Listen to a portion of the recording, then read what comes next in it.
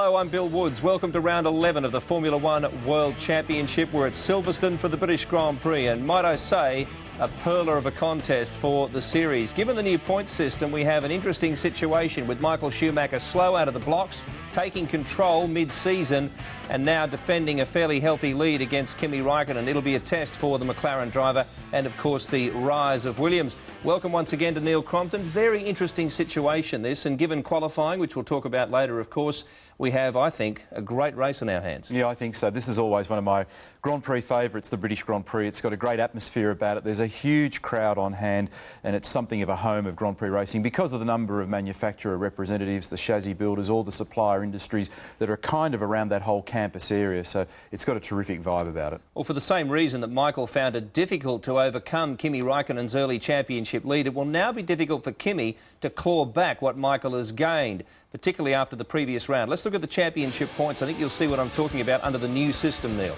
And Michael's got a margin, as you pointed out, Billy. 64 plays 56 for Kimi, then Ralf Schumacher now with 53.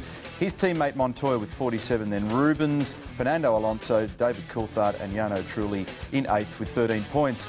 With 11 rounds down, there's 3 points between Ferrari and Williams BMW in the Constructors' Championship. McLaren Mercedes, who dominated early with 85, then Renault with 52, BAR Honda, and Jaguar, Jordan and Sauber rounding out the top 8 after 11 rounds. Williams, of course, has been the big story after consecutive 1-2 finishes, but lots and lots of testing in Barcelona has yielded some very interesting results. A couple of other teams are on the rise as well. Crucial test in Barcelona. There were all of the teams were there, bar Minardi, in fact, one way or the other. Some people did 2 or 3 days, some in fact did 4. It was interesting that Ferrari added to the 4 days where they had Rubens out in the car. They also did an additional 3 days at Mugello and another 2 days at Fiorano. Quite extraordinary, the testing effort from Ferrari and in particular Bridgestone to try and claw back that advantage that Williams and Michelin have gained in the recent couple of events.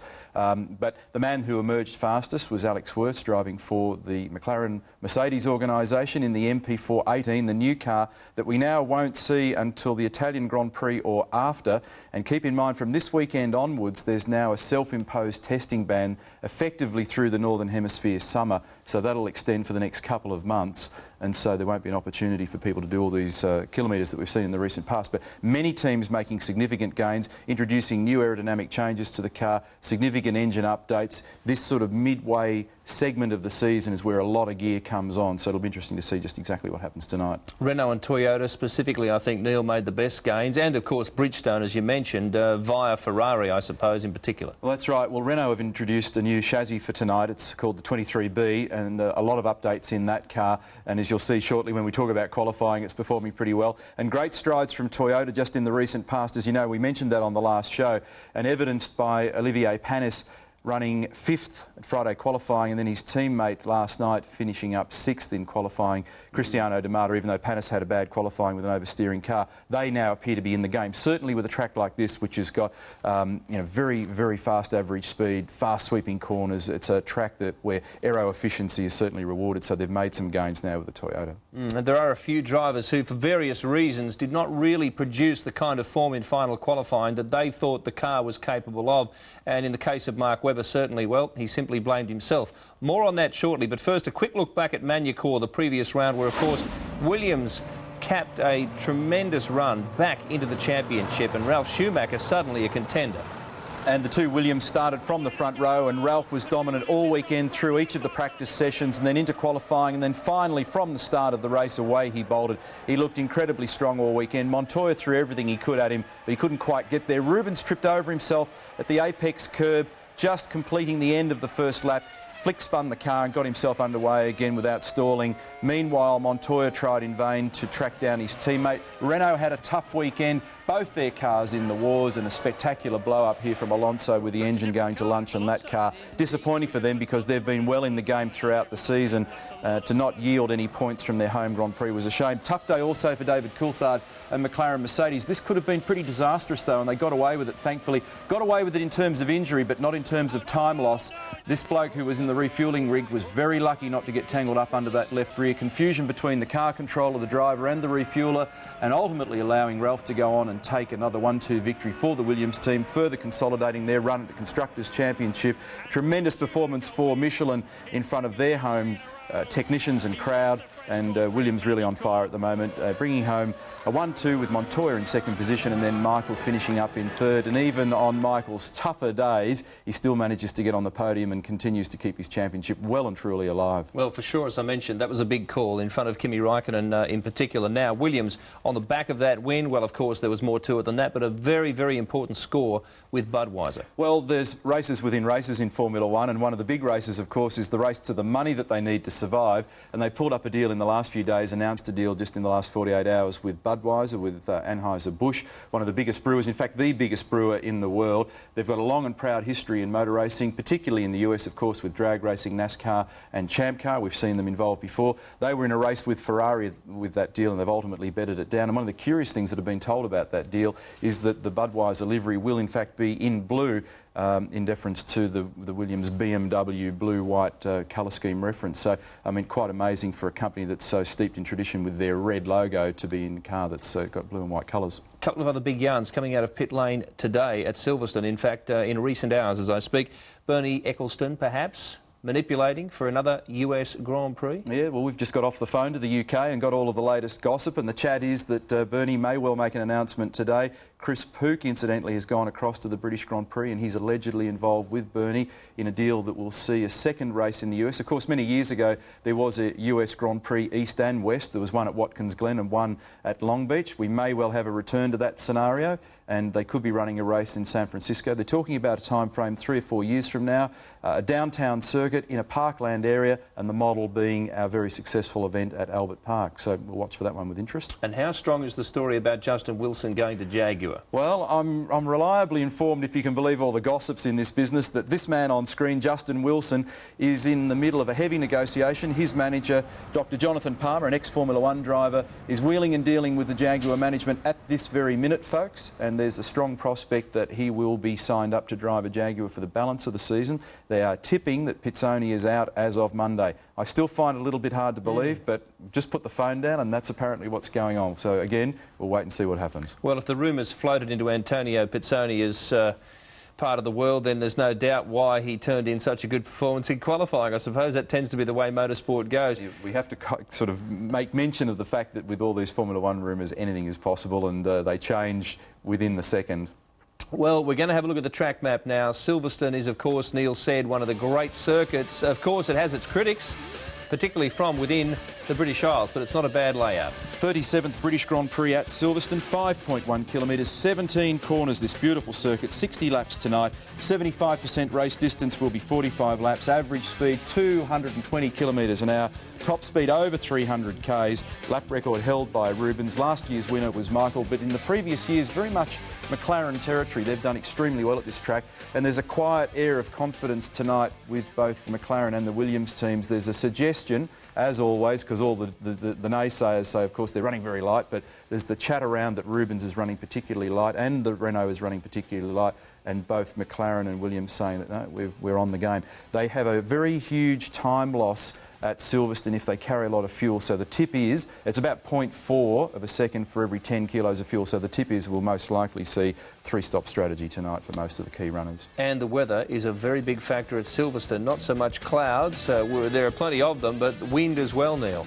Yes, and when we just hung up from the UK a short while ago, we were talking about 20 degrees at that moment, building to a top temperature of 22. But I mentioned in the RPM across earlier today, speaking to you, Billy, that wind is an issue there, and it's been a few years since I've been to Silverstone, but it really blows up big time there. And of course, that has an impact on the performance of the cars. You can gear a Formula One car accordingly to the precise rev that you want. It does impact the performance of the cars, and some of the late runners in yesterday's qualifying were certainly affected by wind, no question of that. And crosswind becomes a big, a really big influence, a big element in the performance of these cars at this track. Well, let's take a look at Saturday qualifying now, where one of the fastest cars in the field was one of the earliest to run. He was second on the track, in fact, due to a mistake in the Friday session, but didn't turn out too badly for him. Rubens Barrichello ran into gravel on Friday, ran into form last night. And here we are on board then. Watch this entry into Beckett. A little wide on Stowe Corner, his second sector was slower than his morning practice, but the benchmark was set. With a great 1 minute 21.2, that's a fast lap. The next 5 drivers, including the Saubers and Jordans, did not come close. Jacques Villeneuve was the first to get into the 122s, but still more than a second slower than the Ferrari.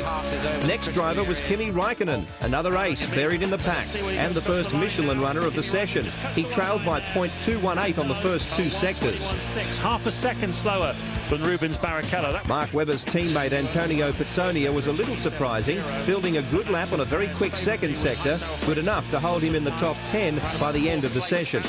Likewise, Cristiano Di Marta, Toyota's hard testing paid off in this lap, where he also put down a competitive second sector in spite of a lockup. And he does indeed edge Villeneuve out. So Jenson Button started slowly, but it doesn't come much slower than this. And unfortunately for him, a little bit more grass cutting this weekend. Mark Webber made most of his errors in Sector 2, where everyone else was finding the going easier. And he had to chalk one up to his teammate this time. He fell 3 positions from Friday, ultimately 11th fastest. It could have been worse, but David Coulthard had a very disappointing run. Close to his teammate's time in Sector 1, lost a heap in Sector 2, and not only fell well short of pole, but will start behind Webber.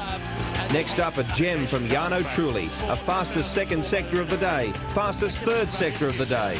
And that will not do any harm at all, being that close to provisional poleman Rubens Barrichello. Olivier Panis dumped a load of time on Sector 3 and would fall to 13th, 7 places behind his teammate. Fernando Alonso never recovered from a slow first sector and, like Panis, would find himself separated from his teammate by 6 places on the grid. Ralf Schumacher trailed Barrichello by more than 3/10 on Sector 1, steadied the ship on Sector 2, but struggled onto row 2. 2 drivers left. Juan Montoya made an error at Beckett's and would have to find a massive 3/10 of a second in the final 2 sectors. A full second slower than Rubens Barrichello. Michael Schumacher once again wheeling out for the last word in qualifying. Sector 1 was almost on pole pace, but you can't throw the car entirely off the circuit at Abbey and get away with it. Anytime. Oh, well out of shape then. Haven't seen anybody do that for ages. On the exit, it's very... Barrichello's first pole since Brazil in round 3. Jarno Trulli equals his best qualifying result of the season. Raikkonen reportedly on a heavier fuel load than others, but in the top 8. That's Di Marta's best starting position in Formula 1. Mark Webber later admitted his lap was messy, running wide, locking up and cutting too many curbs. British fans will be scanning the back of the field at the start. Coulthard 12th. Olivier Panis cited handling problems for his slip. Jos Verstappen has an injured shoulder, and Jenson Button had a long walk back to the pits, but there's an even longer day ahead of him. Yeah, well, the pole sitter hasn't won here for 5 years, but the winner hasn't qualified lower than 4th either, so that's an interesting signal for some of those guys in the middle of the pack. I did not mention one very important fact with Di Marta's lap, Neil, and that is... Well, the car that he was to have driven failed in the warm-up, and then when he went to go out for qualifying, he had to jump in the T car, and I think that makes his qualifying performance even that little more remarkable. Interesting also that we talked earlier about the number of people that have had significant technical improvements this weekend. Jaguar are introducing a new aero package this weekend, and everybody in Formula 1 talks lift-drag ratio in terms of more downforce for no drag penalty, and Jaguar this weekend were taking a significant step forward in their aero performance. And in a game, I mentioned this on RPM earlier on, where you measure incremental gain in very low percentage terms, they actually make a big step forward, but they're expecting many of their key competitors to do the same. So we'll see whether Mark can produce something for us tonight. He's a bit unhappy with his qualifying lap, but I think you'll find that he again is in a good strong position as this race unfolds. Just recapping those championship points for you as we speak. Mark made his only real racing error of the season here last year. He went onto the paint and subsequently off the track in a very consistent year for Minardi. Now, of course, with Jaguar, reliability has been a big problem until recent rounds. And he won here in a Formula 3000 car a couple of years ago as well, so and he's had some success at this track, and he likes this track, as many of the drivers do. Interesting, I spoke to a Formula 1 insider earlier in the evening and said, what's the story with Coulthard and the qualifying thing? And he said, it's really simple. He hates the format. He just simply hates the one-lap qualifying format. Doesn't bother Kimi so much, and as evidenced by his ongoing strong performances, but Coulthard really dislikes the thing. He likes to build up to the edge He likes to cycle some sets of tyres underneath him before he determines exactly where he needs to be. He doesn't enjoy the one-lap blast at all. Well, Kimi may look back at Magny-Cours as a very costly round for him, but on the other hand, he may look back at this round and particularly that qualifying session as a very, very important turning point, because to leap out of the middle of the pack from Friday into the top 3 and ahead of Michael could be decisive in this race, because most of the passing we've seen this year has been in the pit lane shuffle, and that is, of course, during the stops, however many there are in the various strategies. 4 different manufacturers in the top 5, 7 in the top 10. That's healthy for the championship. As we wait for a start at Silverstone and wait for who knows what in the weather. Arnold Schwarzenegger there has been hanging around the circuit. Part of a deal, of course, done. They're promoting his new movie, The Rise of the Machines, which is quite appropriate, I guess, in Formula One. He's a guest of Jaguar this weekend, and he's getting an up-close and personal look at the inner workings of Formula One. On the starter's stand, and to the extreme left there is Charlie Whiting, who's the race starter and the FIA technical delegate. Beams us a little smile at the appropriate moment. We're just about set to cross to the ITV commentary team as we look at technical director Ross Brawn from Ferrari. And I'll be watching their man Rubens Barrichello and Michael Schumacher, who made an uncustomary mistake, starting from position 5. What have Bridgestone got for the evening? I've heard a couple of explanations as to what may unfold tonight. They reckon it will be determined based on temperature, cloud cover, and whichever way the weather goes will play to one tyre or the other. You can see that stiff breeze typical of Silverstone is blowing. Massive crowd too, Neil. Sensational crowd.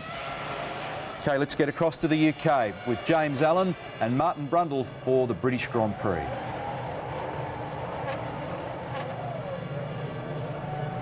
So they're just putting energy into the car, into the brakes, anything they can do to get a few more degrees in everything before this race gets underway, except, of course, the engine, because now they're stationary. There are no fans on these cars, and they're just beginning to heat up now, and the temperatures are soaring as those cars sit on the line. Well, Montoya said it would be wild from the start. Get ready then for the law of the jungle. Here we go. They're off! Great start by Trulli. Look at him down the inside. He's attacking using that Renault launch control. He takes the lead, and Raikkonen's up into second place ahead of Rubens Barrichello. Look at Michael Schumacher. Someone's blown up in the pack there, I think one of the Jaguars, but yes, it is indeed. But Michael Schumacher, so aggressive off the start. He is, I think, in 5th place at the moment. And look at that, what a fabulous start by Jarno Trulli. Michael Schumacher tried to get round the outside there of his brother Ralph and didn't quite make it. The oil smoke you're seeing is overfilled cars. I don't believe they're actually having terminal problems. There's Alonso having a good run at Michael Schumacher down into Stowe. 2 and 3 abreast. Is that Coulthard in the background? Yes, clearing, I believe, one of the Jaguars, probably Pitsonia. Well, Pitsonia started ahead of Mark Webber on the grid here today. Look at Alonso. He really is on the attack, isn't he? Absolutely driving all the way around the back of Ralf Schumacher. Around the back of Juan Montoya, I beg your pardon. He's dropped a place, in fact. Montoya must have got in front of him. So Trulli, Raikkonen, Barrichello then from pole down to 3rd. Ralf Schumacher, Michael Schumacher, Alonso, Montoya, D'Amata, Coulthard as they went through the last timing beam. Coulthard up to 9th, and he has cleared the 2 Jaguars. Terrific start also, we haven't really mentioned him much, for Kimi Raikkonen. From 3rd on the grid up to 2nd place. Montoya has jumped Alonso. We didn't see it, but obviously just after Alonso was attacking Michael Schumacher into Stowe corner, Montoya must have slid through. So as you say, Montoya ahead of Alonso now at the end of the first lap, and well, he was right, wasn't he? A wild start. Yes, I would imagine it happened down into Vale, because Alonso was out of position trying to pass Michael Schumacher, and Montoya would have had a better run out of Stowe corner. But there you're on board then with 3rd place man Rubens Barrichello on the exit of Beckett's. Trulli leads, Kimi Raikkonen 2nd, Barrichello 3rd, and look, the Renault and the McLaren stretching a lead out to 3rd place man Barrichello quite comfortably. Well, that's very surprising, isn't it? Very, very interesting indeed, the way that Barrichello is being dropped by those 2 cars. Ferrari expected to go well here this weekend. Look, he's falling into the clutches now of Ralf Schumacher, who's got his brother Michael paying close attention to his backside. And then we've got Montoya a little way back with Alonso, who seems to have dropped back and calmed down a little bit after his shenanigans on the opening lap. Jenson Button went from 20th, and he's now up to 15th place. So a good start for JB then. And now the race is beginning to normalise a little bit. They're in line, they've made up the places they could in the early metres and the early corners and now the early laps, and it's settling down, and that is Frentzen, and he's still running in the Grand Prix, so that was some kind of systems problem on the start line. It was not, didn't look like terminal engine failure, and he is running at a solid pace, so Frentzen did finally get underway. Trulli leads the Grand Prix on lap 3 from Raikkonen by just under a second. Barrichello 2.7 seconds behind Jarno Trulli in 3rd place. Then it's Ralf Schumacher 4th. Michael Schumacher in 5th place. 6th is Juan Montoya. 7th, Alonso.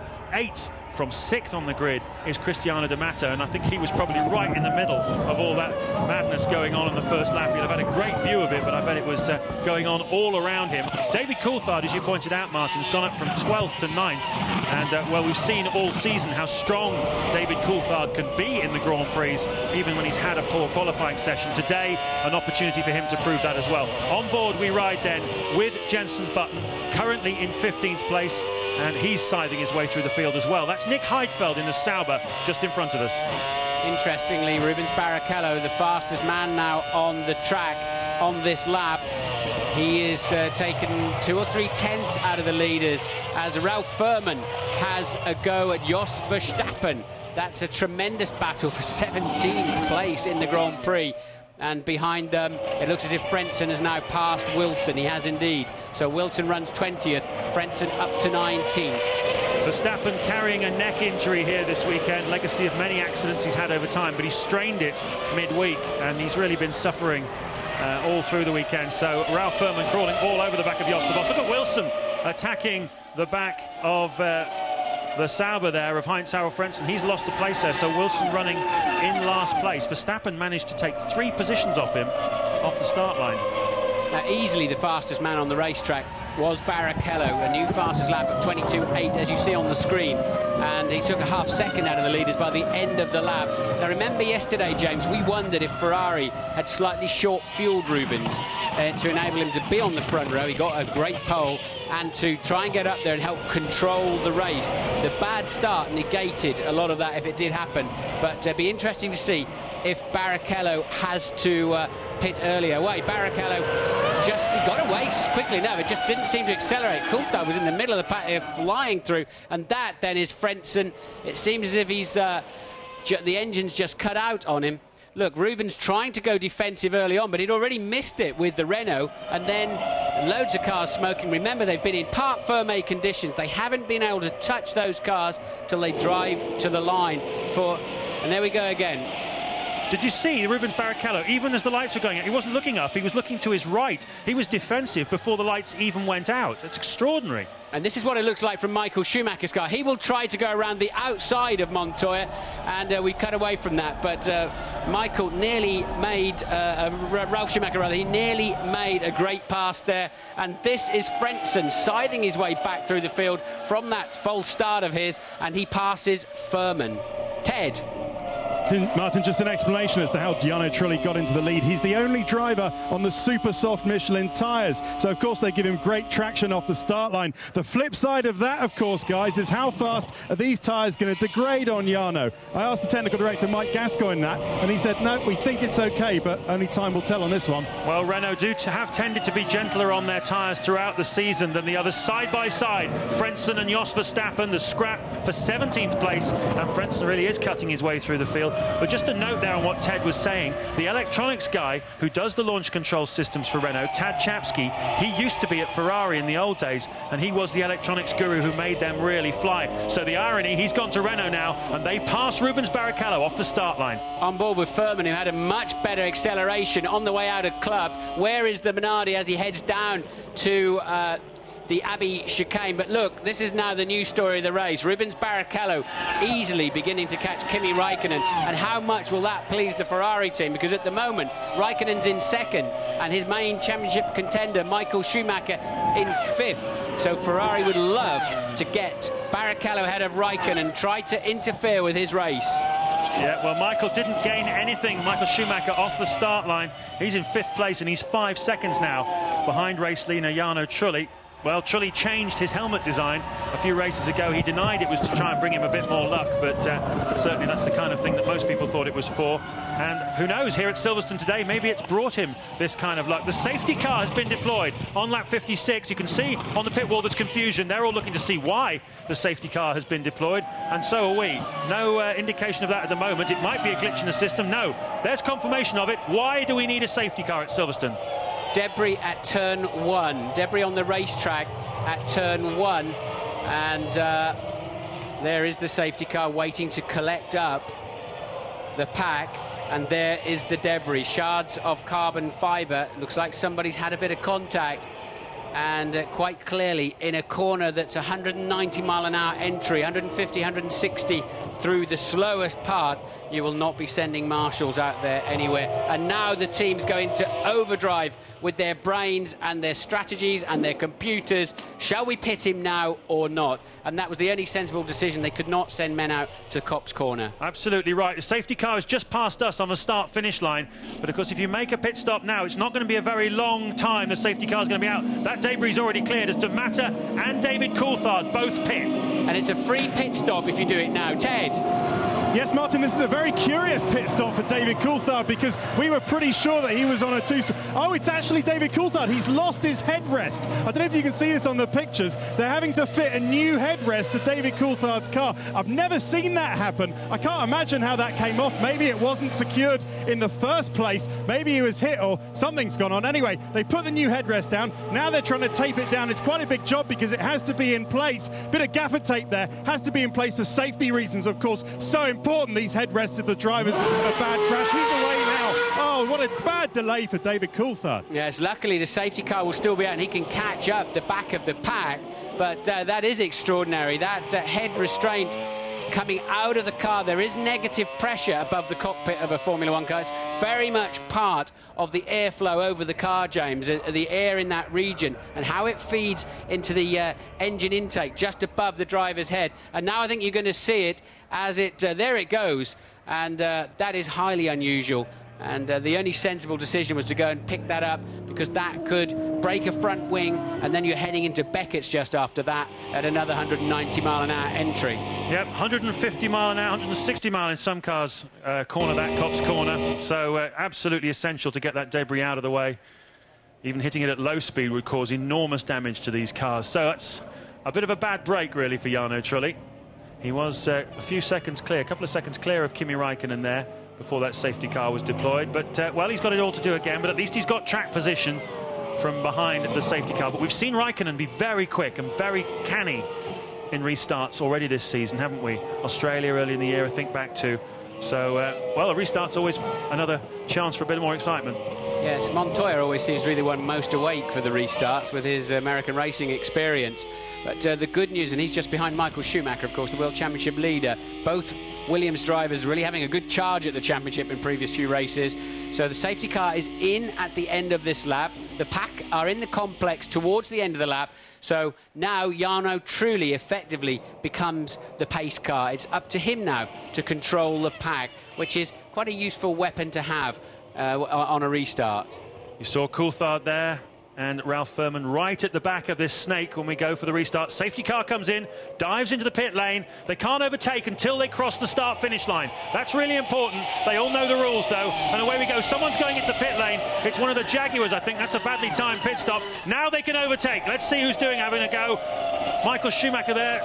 Side by side, you can see someone's off. One of the McLarens is off. No, one of the Williams is off. I beg your pardon. Montoya and Michael Schumacher having a real go through Copse. They're side by side at the top of your picture, coming down through the Beckett sequence. He'll have to slide in behind Michael Schumacher. Indeed, he does. And look, he's got Alonso over the back of him now. Has Juan Montoya, but he had a go at Michael Schumacher into Copse. He did. Michael had to go defensive and take a tighter line on the way in, and Montoya just went flying into the corner and ended up running a bit wide. Luckily, the grass on the outside is very dry, and he got away with it. So Trulli maintains his lead then. Räikkönen in close company, and it seems as if on these colder tyre, maybe lower pressure conditions, seems as if Barrichello can't quite keep up, and then he'll come back at them again, I'd imagine.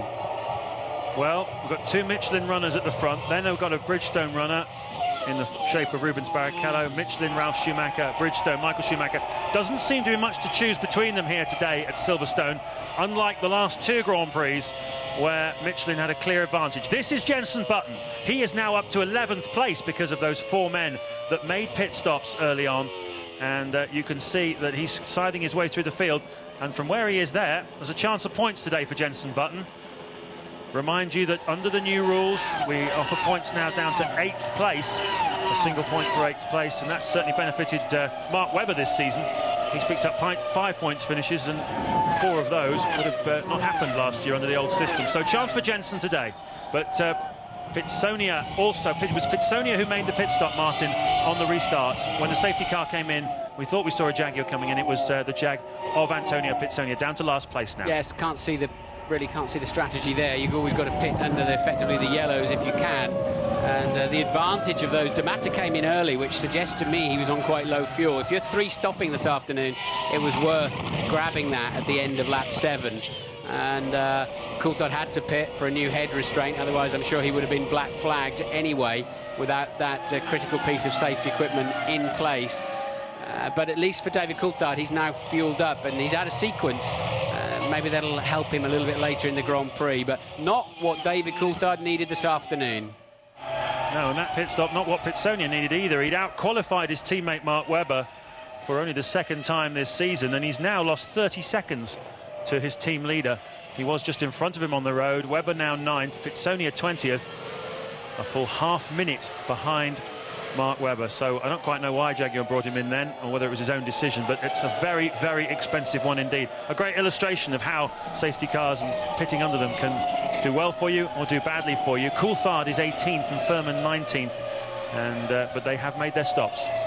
So another new fastest lap then for Rubens Barrichello. He's now getting it back up to speed again, and he'll be putting a Raikkonen under pressure. This is Coulthard scything his way through after that lengthy pit stop to replace the headrest, and at the moment he's 17th. Michael Schumacher now pumping in the fastest first sector of anybody so far this afternoon. So the pace of the Ferraris that we expected is just beginning to show itself, James, but they're just they've not got track position. Absolutely critical. We talked about them wanting to control this race. That's why they sent Rubens Barrichello out there to chase after pole position.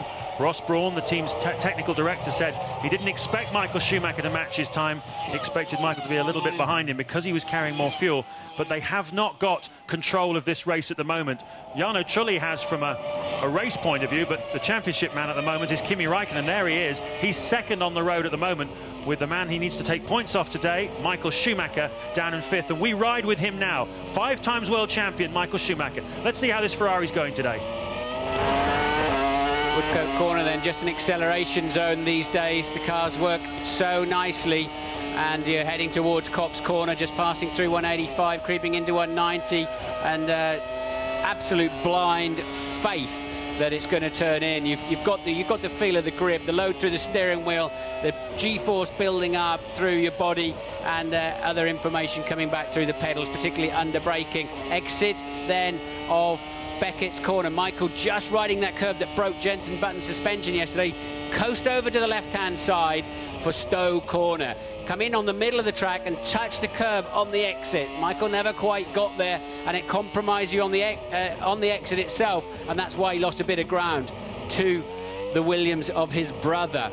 Club Corner then, tremendous G-force on the exit of that. And look at Barrichello getting right up behind Raikkonen. Raikkonen compromised on his line into the corner, and that was a beautiful pass from Rubens Barrichello. He really squeezed. Raikkonen had the line, Barrichello squeezed him off it. Well, he lost the place early on, pole sitter Rubens Barrichello, but he's got the go now. He is attacking. He's passed Kimi Raikkonen. The next man in his sights is Jarno Trulli. And looking at the lap times, Martin, the last time through, you'd have to say, as we take another look at it, you'd have to say that Trulli's been holding them up. And this is how Barrichello came into the overtaking zone. Raikkonen locked his wheel under braking interface, a little downhill slope there. It's tailwind too, so you got less downforce. Barrichello easily got a run at him. That's important for us to see that, because I'm wondering if that was purely because Barrichello was lighter. It wasn't. It was a mistake by Raikkonen, and Rubens just tippy-toeing around the outside and getting away with it. OK, this is lap 12 then. Jarno Trulli is still leading. We're riding on board with Kimi Raikkonen, who's now been dropped down to 3rd place. We've had a safety car here at Silverstone, and we've got plenty of racing still to come. Hockenheim a couple of years ago, we've got a lunatic on the track, down the Hangar Straight, 160 miles an hour the cars are doing as they come through there.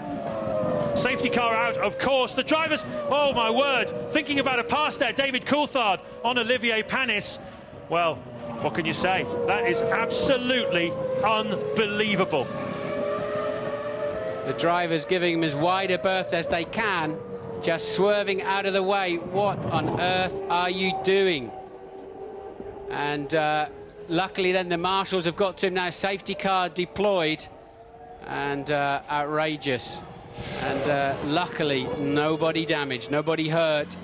Safety car has picked up. Look at this message on the computer here. Man on track at turn 6. We had it in Hockenheim, didn't we, a few years back with a disgruntled Mercedes-Benz employee. We've got to work out what this man's unhappy about. But thank goodness he's in one piece, because if you hit him at 150, 170 miles an hour, Kimi Raikkonen using the chance to pit. What?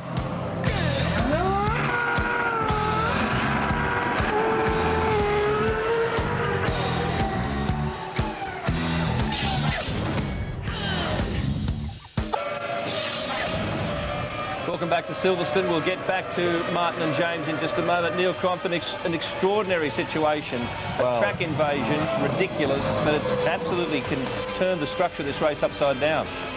Yeah, that's exactly right, Bill. I mean, just a ridiculous scenario to have some imbecile on the racetrack, and I hope they drag him off and lock him up, but it's brought everybody in now and completely changed everybody's strategy. Incidentally, Webber was in 9th position just prior to that safety car deployment.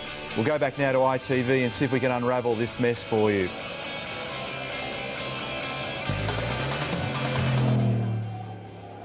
Welcome back to Silverstone, where we've got a man running down the circuit. This happened a few minutes ago, just as we went to the break.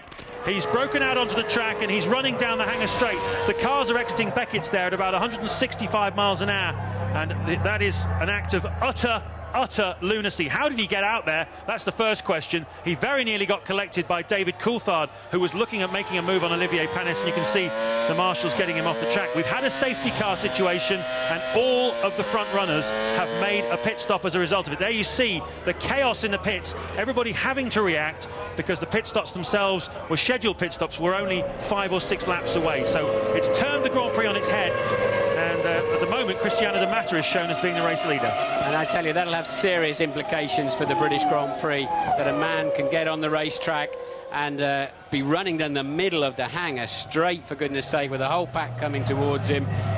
Of course, we've no idea what he was protesting about, what he's trying to achieve. Very nearly killing himself, and any driver that hit him would be in serious danger of his life too. And thank goodness we got away with that one in terms of personal injury. But that is the last thing this event needed. Absolutely the last thing we needed. Well, we've got to regroup from this, though. We have got still a motor race here, 60 laps at Silverstone. This is lap 14. The safety car is still out on track. Let me just tell you then the order of the cars behind the safety car from the restart, and they've all made one pit stop. What we don't know, obviously because it was so chaotic down there, is how long each of these cars refuel for, and therefore what their relative strategies are. It's impossible, I'm afraid, for us to know that. But what I can tell you is that Cristiano De Matta is your race leader. First time he's been at the lead of a Grand Prix. Olivier Panis, his Toyota teammate, is going to be second off the restart. David Coulthard, who had his neck support come off the track and made an early pit stop under the first of the 2 safety cars here this afternoon. He's up to 3rd now. Jarno Trulli, the big loser, obviously. He was the race leader. He's down to 4th.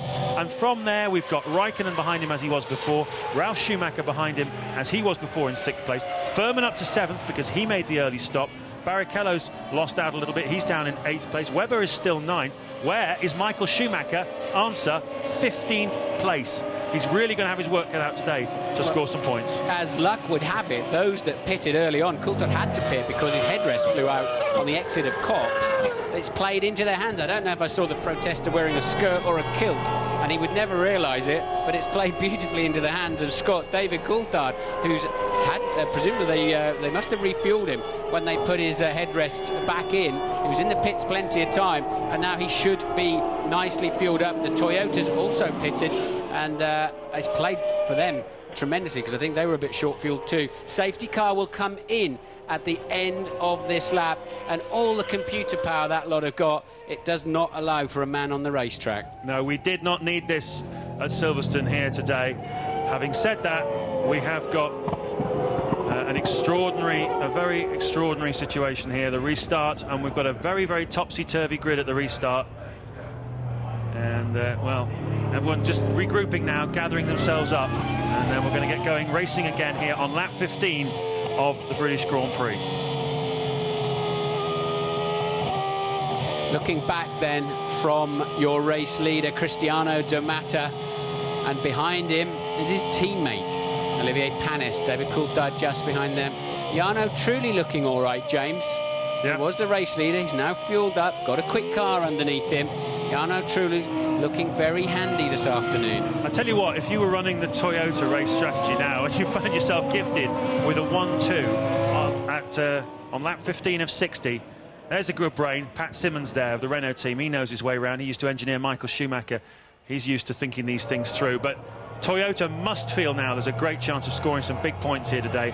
So in only their second season in Formula One, they find themselves on a 1-2 situation, and they will not want to lose face here and end up with an ignominious result with such a promising position at this stage of the race.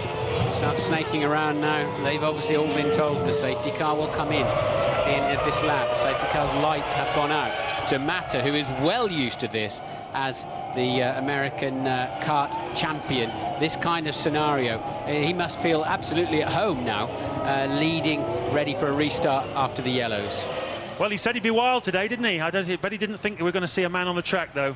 He just thought we were going to see lots of overtaking. The safety car comes in then for the second time in the British Grand Prix, and Cristiano Domata in the Toyota leads us off again. We're green flag racing. Yeah, we're green flag racing here at Silverstone. Panis is second, and look, already they're making moves to pass. Look at that, Raikkonen, fabulous move on Trulli. What an opportunistic move that was. Yes, Raikkonen catching Trulli absolutely asleep, as will Ralf Schumacher any time now if he doesn't get on with it. And that's put us at Toyota 1-2, McLaren 3-4, and crucial there then, a crucial pass for Kimi Raikkonen. And watch out for Michael Schumacher at the top of your screens there. He's got Ralf Furman. He's got to get past him as quickly as possible. He's now side by side with Furman, and it's easy peasy, isn't it, for Rubens Barrichello to just squeeze past Ralf Furman. Michael Schumacher is down in 14th place, of course, behind Alonso. That was Barrichello making the move, as he had to, on Ralf Furman. David Coulthard getting slightly out of shape on the way into club, and that's given Raikkonen a run at him, but they should have similar amounts of fuel, similar amounts of power, and Raikkonen goes through then. So whether he's eased through or what, we don't know, but he got a better run out of club, and off he goes. Yeah, that seemed to be relatively straightforward, didn't it, for Kimi Raikkonen? No trouble at all. And we've got real rambunctious action here in the main pack. Domata leading, Panis second, Coulthard third. Trulli is down to, Raikkonen's fourth, Trulli is fifth. Ralf Schumacher there in the mix as well, now trying to get all over the back of Jarno Trulli. Kimi Raikkonen is absolutely on it. The car totally underneath him. Now look, he's got the Toyota halfway down the pit straight. Raikkonen absolutely flying. He has pitted, surely he's got a decent level of fuel in it. He's flying. He's got the desire because he's got the opportunity. He's up into second place, and he knows that Michael Schumacher is mired in a pack down in 14th place. He's got a whole bunch of cars to do. He's got a bunch of work to do this afternoon if he's going to score any points. And Kimi Raikkonen sees a wide open goal here at Silverstone. Look at this though, Barrichello attacking Ralf Schumacher. And that'll be an important pass, but I don't think Ralph's going to have the Ferrari round the outside of him at Stowe, that's for sure. and he's really having to go defensive though. Now he's had to go in on a tight line, that'll compromise his exit speed. Rubens should be able to punish him for that, but the BMW is the most powerful engine on the racetrack, and will it give him enough grunt up the hill? And Rubens having to go wide, go to the outside, but he won't pass him like he did Raikkonen. And once again, Ralph out of position, and Barrichello makes it stick. Wow, what a move by Rubens Barrichello! Fantastic motor racing here at Silverstone, and those two have got plenty of form, haven't they? They've taken each other off at all sorts of places over the last few years, said all sorts of rude things about each other, but they've given us some spectacular action here. Now Montoya's ready to have a go at Ralf Schumacher. So De Matter leads, Raikkonen second, Panis third, Coulthard, Trulli, Barrichello, Ralf Schumacher, Montoya, Furman up to 9th, Webber, Villeneuve, Pitsonia, Alonso, Michael Schumacher still in 14th, tucked up behind the Renault. Unable to do anything about the rest of them who are running away from him at the front of this Grand Prix. Kimi Raikkonen has a great opportunity. Cristiano De Matter, let's not forget, there he is still leading this Grand Prix, but Raikkonen is in the box seats now, and no mistake. He's got Coulthard behind him as a rear gunner in 4th place, and here it is again. This is a great piece of driving. Ralf Schumacher had to go on a tighter line, locked his front left, ran wide, thought he could cover it. Rubens went to have a look around the outside, and then Ralf just wrong position really, wrong-footed, and quite easy then for Barrichello to take that place. We just saw Jacques Villeneuve having a mega go at Mark Webber for 10th place as well. They'll be coming into your screens any second now. There they go. So everybody is getting side by side here this afternoon. It really is fast and furious stuff, and you can see there right now that Raikkonen is homing in on the back of race leader Cristiano De Matter. Ted, what can you tell us? Well, James, Michael Schumacher's problem, of course, is that he got out rather behind Antonio Pitsonia, who stopped under the first safety car for David Coulthard.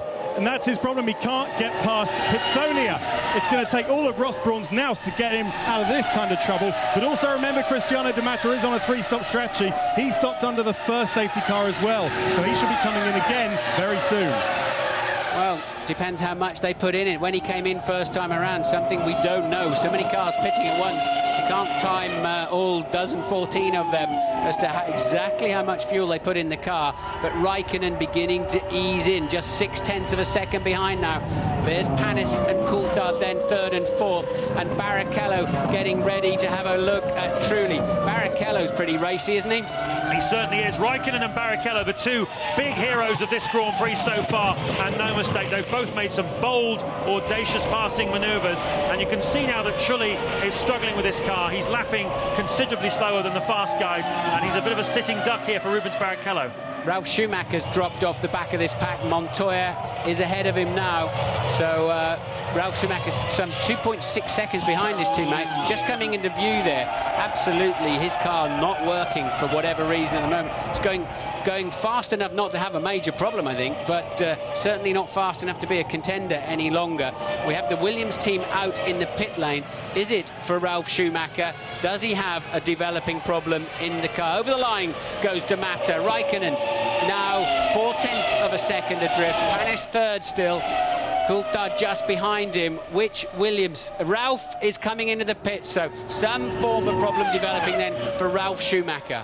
Yeah, well, he came in a few laps ago after the man walked out on the track. He made his pit stop. This is definitely unscheduled for Ralf Schumacher. This is lap 20, and this is going to drop him a long way down through the field. It'll probably drop him down to last place, actually. I think he was probably saying, I've got no balance, I've got no grip. They're just changing the tyres, so it's a handling problem, I would guesstimate, James, rather than a technical or mechanical problem at this stage. Yeah, but there's no question that he's going to have to stop again, because we're only on lap 20 out of 60. The car hasn't got a big enough fuel tank to make it to the finish. So Ralf Schumacher's afternoon seriously compromised. He doesn't look as though he's going to get his 3rd victory on the trot. Here's another look at that overtake. What a great, great moment of the season. There it is. It's well worth seeing again. Ralf Schumacher up the inside, therefore slightly bumpier up there. Locked his front left, ran wide. Rubens tried to go around the outside and just got himself more momentum. Ralf really should have cut him off. He could have had him on the grass, actually, quite legitimately. More debris on the racetrack, not on the racing line at this stage. Oh. And well, you don't know where to look next this afternoon. Jordan bouncing across the grass down at Vale on the entry to club. But meanwhile, De Matter calmly leading the Grand Prix, still with Raikkonen behind him. Formula One, right? That's the motor racing where no one overtakes, yeah? It seems to be that way, but I wish they'd stop the bits and pieces falling off them. It looks like somebody's just touched front wing end fences or something like that, and is on the outside of the corner. It'd be difficult to retrieve, but I don't think it needs retrieving. It's away from the racing line down there on the outside of what I thought was Stowe. You'll see there that Michael Schumacher is up now to 13th place. The reason for that, obviously, the pit stop of Ralf Schumacher, who was running further up than him. But it's not because Michael's been able to pass anybody. He's stuck, and he cannot do anything about it. Certainly not driving the kind of way that we're seeing from Rubens Barrichello or Kimi Raikkonen, who are very racy here this afternoon. Raikkonen still second, Barrichello up to 6th now. Not found a way past Jarno Trulli yet, who seems to have got the car under him a little bit more now. Watching Ralf Schumacher's times, he's just done the fastest final sector, and that is Michael Schumacher trying to get past Alonso and not making it. He's got a tighter line round club, but you actually go slow, you scrub more speed if you go too tight round club, and your competitor's got a better run round the outside. But clearly a much faster car, and there's something going on the track, James. The lap times are very slow. I wonder if the Michelins are going through that sort of period of time where they got some graining and some rubber pieces on top of the surface of the tyre, because we're in the 24s and we were in the 22s. True enough, they have taken fuel on, of course, but that's probably not enough of an explanation. And you can see there were 3 abreast there a moment ago. Absolutely extraordinary. I hope we get to see a bit more of this battle between Alonso and Michael Schumacher, because you think back to Barcelona. Here we are. Oh no, it's Barrichello, I beg your pardon. You think back to Barcelona, and Alonso certainly kept Michael Schumacher honest that day. He chased him home all the way. This is a similar kind of circuit, but this time it's Alonso who's in front of Michael. Look at the speed advantage Barrichello has on Jarno Trulli. Trulli goes in early to cover the line, and there's just, because it nips a bit on the exit of Stowe, you can't do anything with it round the outside there. But once again, Trulli compromised up the inside. The only problem with this kind of battle is the group in front of you start pulling away as you're fighting each other. They start, you can see them in the far distance, start coasting away. Ruben's got a chance up the inside here and decides not to take it. I think he could have got that one, you know. Well, it would have taken some serious bravery. He's aware that there's still another 39 laps to go in this Grand Prix, and I'm sure he'll have other chances, but he really is on fire today, isn't he, Rubens Barrichello?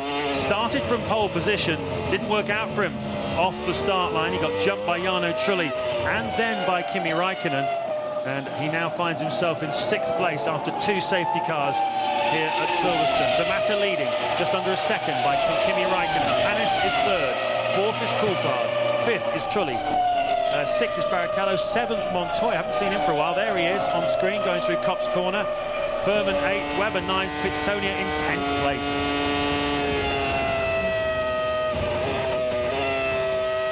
On board here with Rubens Barrichello. As Ferrari working really well here this weekend. They certainly have bounced back from the disappointments of Magny-Cours 2 weeks ago. He's just regrouping now and having a think about what he's going to do about Jarno Trulli. Meanwhile, Alonso and Michael Schumacher still stuck back in 12th and 13th place. Not even yet at halfway, would you believe, in the Silverstone Grand Prix. A lot more to come.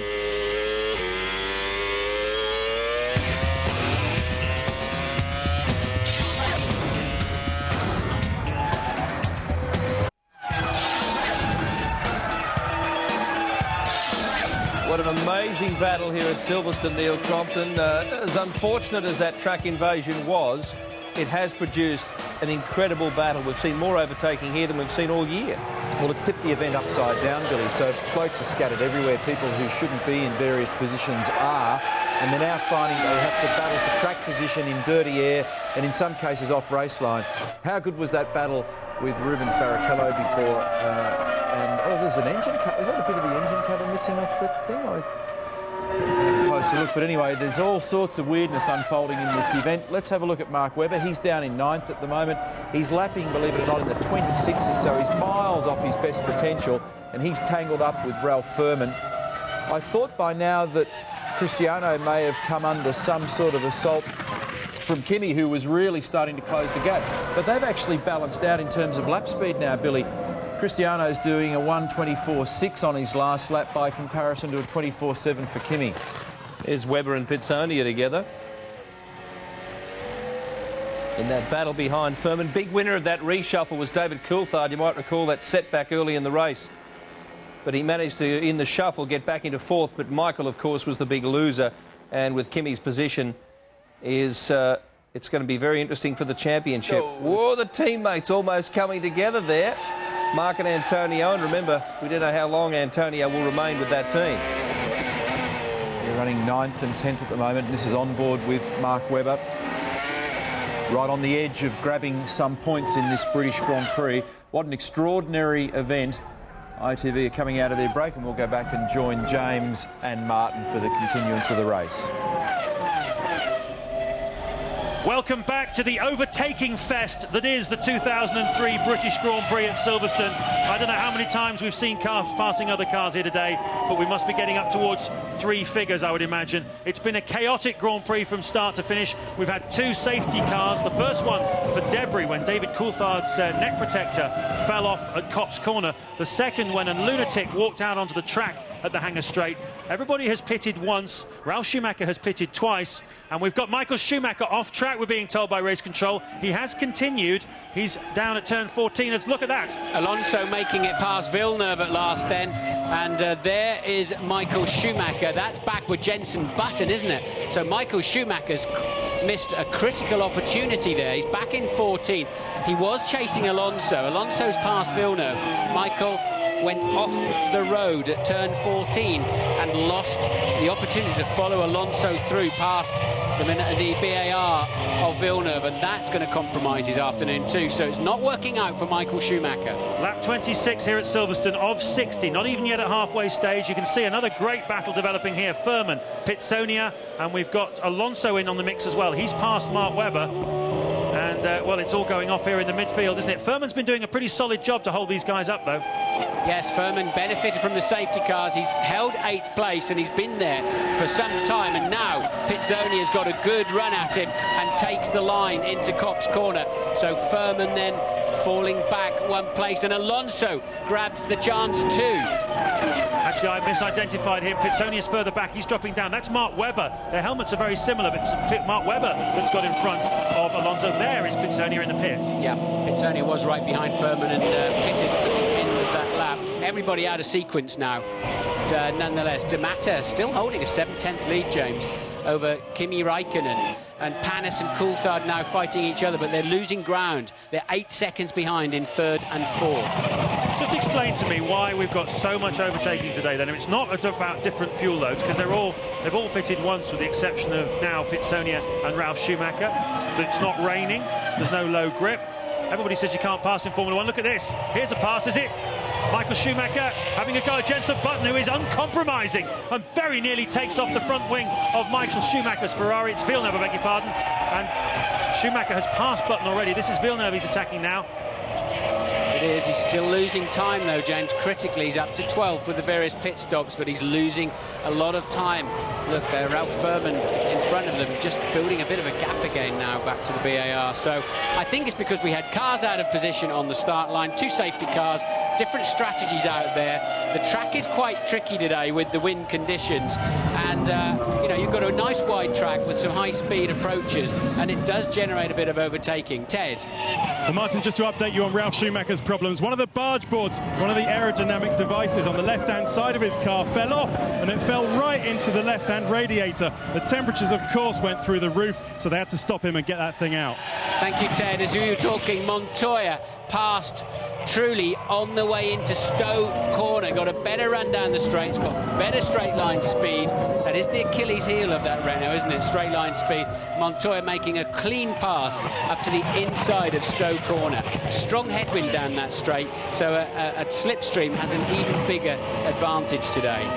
We're riding on board with the 12th place Michael Schumacher. Jack Villeneuve is just in front of us, and in front of him is Ralf Furman. There's Furman, Villeneuve, Michael Schumacher. How many points is he going to score this afternoon?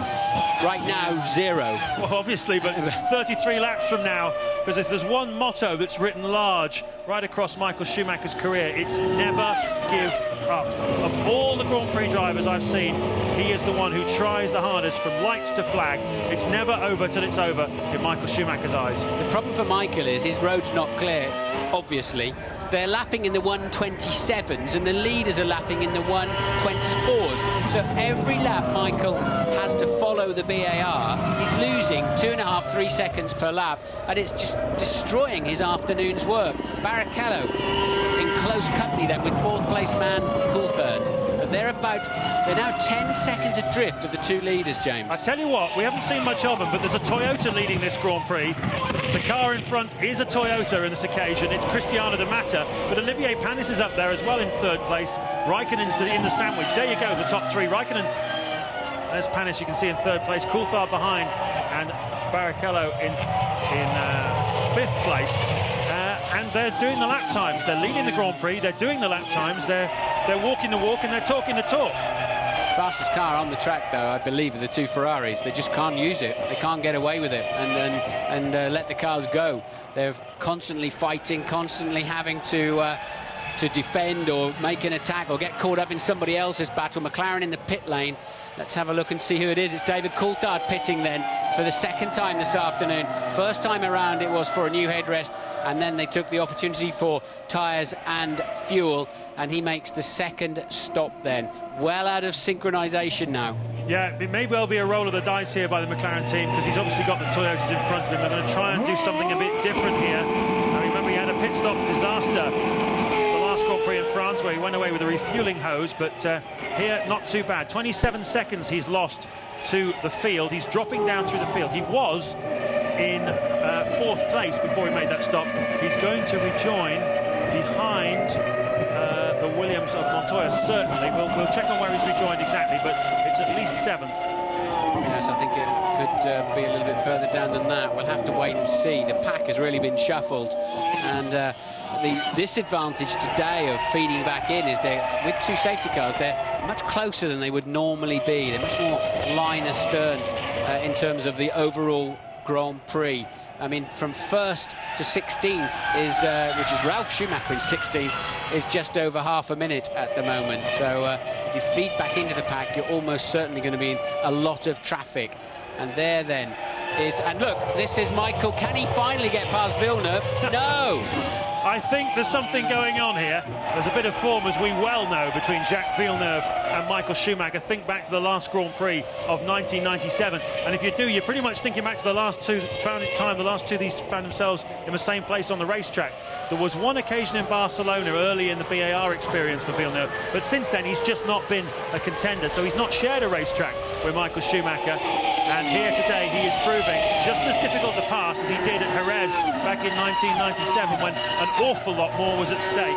Well, Villeneuve's got a lot to prove, though, at the moment. He's under pressure to, I believe, stay in Formula 1. He deserves a place in Formula 1. There's so few seats, and we assume he's going to stay with BAR. And we're watching the Minardi of Justin Wilson outbraking himself down into the Abbey chicane there. So the Ferrari hooked up in the middle of 2 BARs. Is it a Ferrari sandwich or is it a bar snack? Oh dear. There is Villeneuve, as you can see. No chance there for Michael Schumacher. And you can see that Montoya has got ahead of Olivier Panis.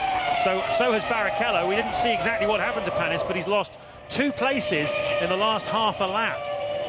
And Toyota into the pits comes the race leader, Cristiano de Mata. Super job he's done. Hats off to you, Cristiano. Took advantage of the opportunity, and it was a really, really nice bit of driving. And the other, I'm looking for Panis. Is he coming in the pits? Because he's travelling very slowly, and he doesn't come in the pit lane. Panis has a problem, surely. He's, as you said, I mean, I think it was almost in 2 or 3 corners he lost 2 places there. So Raikkonen leads, de Mata pits, Barrichello up to 2nd, Montoya then up to 3rd. Yeah, Panis has got a problem. His last lap was a 1 minute 27.4, when the pace at the moment is a mid 24. That's what he was doing beforehand. And now this guy has, once again, the open goal. He knows that Michael Schumacher, as Mark Webber pits, Michael Schumacher is down in 11th place, stuck behind Villeneuve, stuck behind Furman, and Webber has come in, so that's one less place that Michael Schumacher's got to make up, but he too has to make his stop, doesn't he, soon? Michael Schumacher, a great opportunity then for Raikkonen to close the gap. If he gets 10 points today and Michael Schumacher doesn't get any, Raikkonen's back in the lead of the championship. Absolutely. A word for Furman then. Ralph Furman in the Jordan.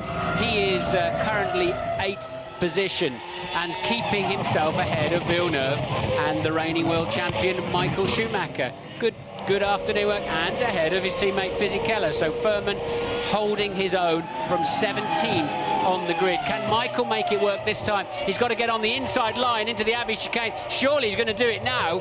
Surely he can. Villeneuve can't turn in. He'll take 2 wheels off his car and 2 off Michael's. And finally then, that pass is made. And Button having a look as well. He says, I'll have a bit of that, thanks. And Villeneuve says, no chance, teammate. Stay behind me. Well, they've been getting on quite well recently, these two. Going into this season, remember what they were saying about each other, particularly what Villeneuve was saying about Jenson Button. I've got no respect for him. He's got to prove himself to me. He's achieved nothing. And once he just realised there in the middle of Bridge Corner that Button was having a look at him, he gave him a chop. Panis pits from what ended up being 6th place. He really was falling down the pack, Olivier Panis, and a very, very good stop there. That was a tidy stop. That'll keep him in the race, I think. Look at this, though. This is Michael Schumacher and Ralph Furman. What a nervous time in his first British Grand Prix for this rookie driver who's got a 5-time world champion up his exhaust pipes. Lamb to the slaughter, I'm afraid. Michael will just he's got 10 mile an hour more straight line speed, take the inside line, and Ralph, no chance. Absolutely no chance of defending that one. Coulthard's coming up behind them too now. But Villeneuve didn't have to let Michael to its 4th position. He had to demonstrate he was fighting for his life out there, even if they were fighting over what was 12th place. Here we go again. Take another look at this. This is Michael Schumacher getting Villeneuve. Textbook overtaking manoeuvre. Villeneuve was all ready to cut him off one more time, but this time Michael had 2/3 of the Ferrari up into the frame. There's the reaction in the Ferrari garage. It's been one of those afternoons so far for them. And here's Jenson Button, still behind teammate Villeneuve, looking for 10th place if he can get past his teammate. I wonder what he'll be thinking about what the Villeneuve's little move on him in the middle of Bridge Corner. It's a touch rude, wasn't it? I mean, Villeneuve can get away with it. You're allowed to move once. You shouldn't move back across the track again, but hey, that goes on out there all the time. If you tried to penalise everybody for that, they'd all be in the pits on stop and goes, because that's what Grand Prix racing's all about. And Coulthard there, up into 13th now. He's made his 2nd stop, so a little bit later on, he'll come back into the frame somewhere. But Raikkonen leads now from Barrichello by 9.5 seconds, but Barrichello beginning to charge. Look at this. This is Ralf Schumacher coming up the inside of Giancarlo Fisichella. And that was for 11th place then, taking over 11th place. Ralf Schumacher clearly a little bit happier with his car after that pit stop, so we think it was just a balance problem. I wonder, Ralf must have been pretty dispirited to have Rubens drive around the outside of him, and that is looking like a sick Jaguar, unfortunately. Get that to the vets, because it's not going to go any further. Pitzonia then trailing fluid. I wonder if he left any of that out on the racetrack. Well, let's hope not. But certainly there's been plenty of events and action here this afternoon and incidents. On board now with Ralf Schumacher. That is Jenson Button just in front of us in 10th place. Rubens Barrichello has just put a new fastest lap in, a 1:22.6, some half-second quicker than Raikkonen again. And Pitzonia escaping from the Jaguar, and there is confirmation of Barrichello's fastest lap on lap 33. So, working lap 34 now as they go across the start-finish line. What we have now, again, after the chaos when the man walked on the track and we had a safety car, the 2 Toyotas led the Grand Prix. They've come in for their pit stop, and we've gone back to a form of relative normality at the front, with a McLaren leading from a Ferrari, from a Williams, Raikkonen, Barrichello, Montoya. is the top three. Jarno Trulli, who was at the front of this Grand Prix, led from the start. From the outside of row one is in 4th place. Alonso, who not long ago was down in 11th place fighting Michael Schumacher, he's now 5th. Michael Schumacher is at 7th with DeMatter between him and Alonso.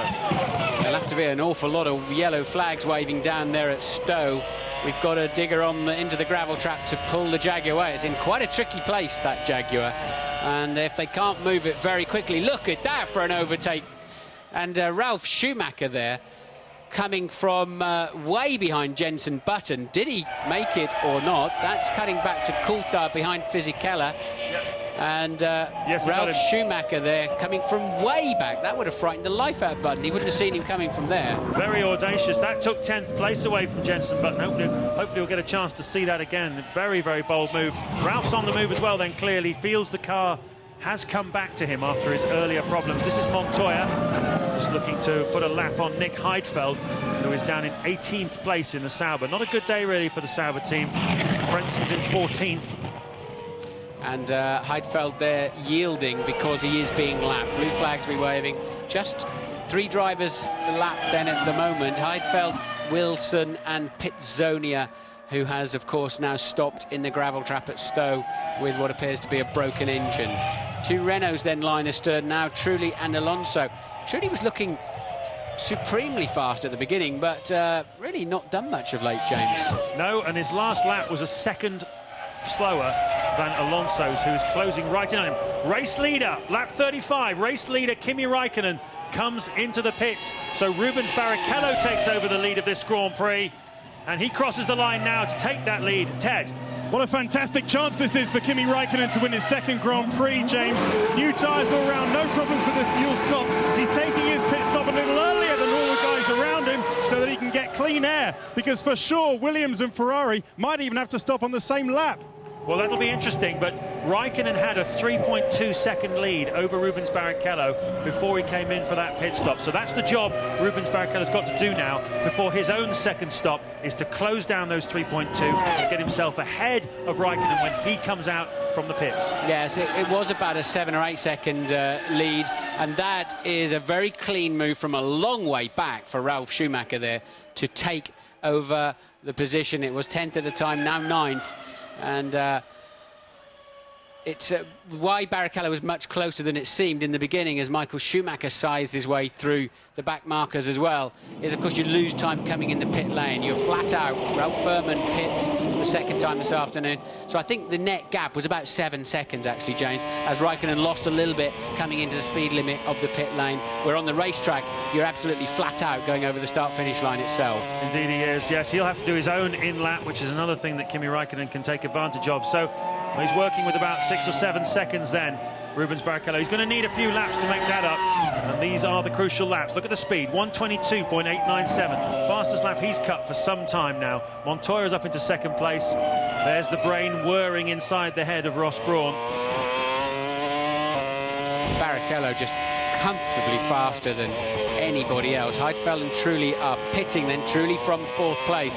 Barrichello's just smashing them all around at the moment. He's in the 22s. You've got Montoya in the 23s, as is Michael Schumacher, his teammate, and the rest of them are 24s, 25s, even 27s, some of them out there. So the 2 Ferraris stunningly fast at the moment. Yep, fastest first sector of the race so far, set by Rubens Barrichello. He's pushing very hard indeed. Montoya is 4.5 seconds behind him on the road. Alonso is 9 seconds back from Montoya.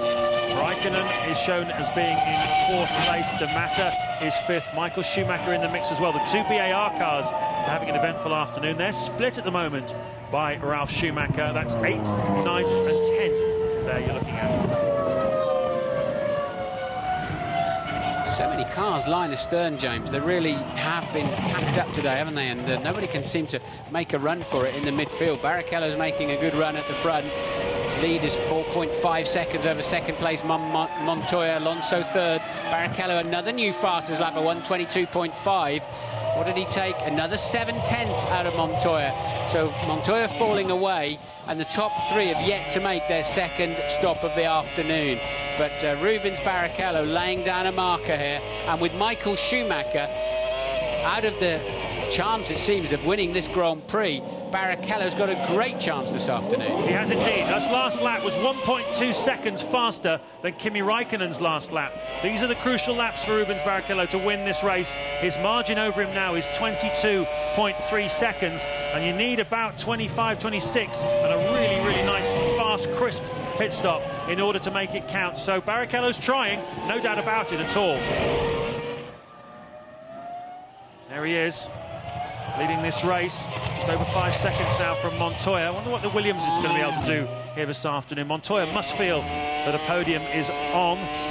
Williams are ready for one of their two drivers. Ralf Schumacher made an unscheduled stop. Look at this, almost three abreast they go.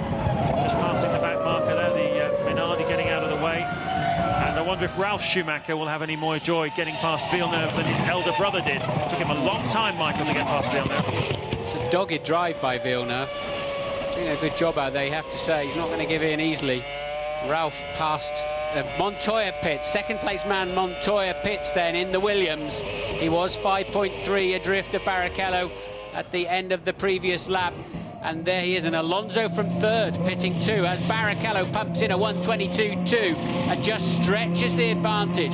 Brand new tyres going on. Helmut cam there from the front right wheelman of the Williams, and down the pit lane he goes. So Barrichello looking good. He is looking good. That last lap for Raikkonen at 1:24.0, so almost 2 seconds slower than Rubens Barrichello on that last lap 38. The margin between them 24.1 seconds on the racetrack. It's going to come down to the pit crews, really, as to which one of these two comes out in front for the final dash to the flag to win the British Grand Prix between Rubens Barrichello and Kimi Raikkonen. I thought I heard that not sounding good. I think Alonso stalled in the pits. We just cut away and it sounded like he was chugging along, but I'm pretty sure Alonso stalled the engine and lost 10-15 seconds minimum there. There's Kimi Raikkonen, hasn't won a Grand Prix since Malaysia, the second round of the World Championship this year. And Rubens Barrichello pits at the end of lap 38 to beginning lap 39. Sorry, the end of lap 39, Rubens Barrichello pits. Ted, this is a crucial one. Well, absolutely, it's a crucial one, but I tell you what, he's got the Williams crew in front of him, so he's going to have to be so careful when he comes out that he doesn't clonk any of that. That shouldn't delay him too much, though. Stops going well so far. Fuel going into the finish. 8.4, is it enough? Well, Raikkonen's just exiting Woodcote now. He's accelerating up through the gears. Third, fourth, fifth. He's up to about 140 miles an hour. He crosses the start-finish line now, and I think Raikkonen is going to take the lead of the British Grand Prix as Rubens Barrichello comes out. He couldn't do enough in the laps that counted, and Raikkonen leads at Silverstone. Yes, couldn't quite make the difference. He didn't have enough laps under him, did Rubens Barrichello, to make the difference, although he was sensationally fast. But I think he's fast enough to catch Raikkonen again and start putting him under pressure. Michael Schumacher there, you're seeing in the background, he is fourth. D'Amato in the Toyota still going well, but Barrichello then failed to get out in front of Raikkonen.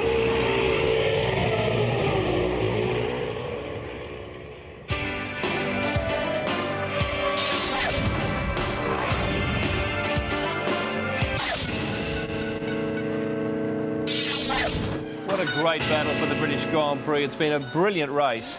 And now Rubens Barrichello, even though he was out-muscled in, now here's a problem in the pits. Neil, was some debris running across the track in front of the Sauber there. That could have been a bit of a wheel worry. A wheel nut, I believe it was, from one of the Williams cars, and it could well have been Ralf, who was the most recent of the Williams stoppers, as Michael comes in to take service on lap 39. The order is Kimi Raikkonen, Rubens Barrichello, Cristiano D'Amato, who I thought did a great job withstanding pressure early and held on to his lead in that segment of the race. We don't know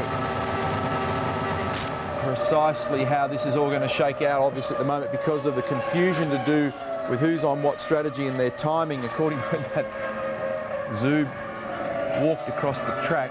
The interesting thing is that Coulthard and D'Amato and, of course, Panis took advantage of that situation because they had come in earlier.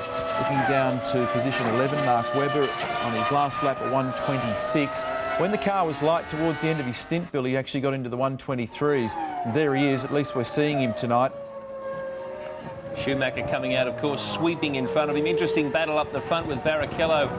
Nice and heavy, fresh tyres, trying to hunt down Kimi Raikkonen. Couldn't get him in terms of the pit stop shuffle, but he does have a lot of speed. McLaren have had great success here. I mentioned at the top of the show with Häkkinen winning in 2001, Coulthard twice winner in 2099, and Häkkinen also in 98. And they're looking strong again tonight. Barrichello already up on the back of Raikkonen. This will be a great battle.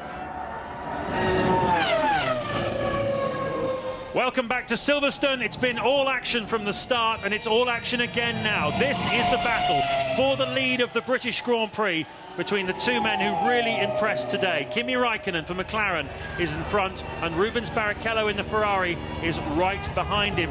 Rubens lost the lead to Raikkonen through the pit stop sequences, couldn't do enough in that time to be able to rejoin when he came out from his stop. Villeneuve pits there from 7th place, and look at how close they are. Yes, Raikkonen got a little bit out of shape on the way out of Stowe, 2 or 3 corners earlier, and it's just allowed Barrichello to be all over. We know how good Barrichello is. This is his favourite overtaking place. He's been past Raikkonen once already today, and Kimi says, not this time, my friend. But again, Raikkonen now in position, and Barrichello's going to take it, surely. No, he doesn't. And Raikkonen had to go wide. He went in too deep, went wide, and Barrichello beautifully really just giving Raikkonen no chance there. And the crowd at Silverstone is going bananas. They've seen some amazing action here this afternoon. Some of it the right stuff, some of it the wrong stuff, but very much brilliance, really, from Rubens Barrichello. Look at that. What a great reaction from the Silverstone crowd. Last year here, Rubens Barrichello went from last to 2nd place.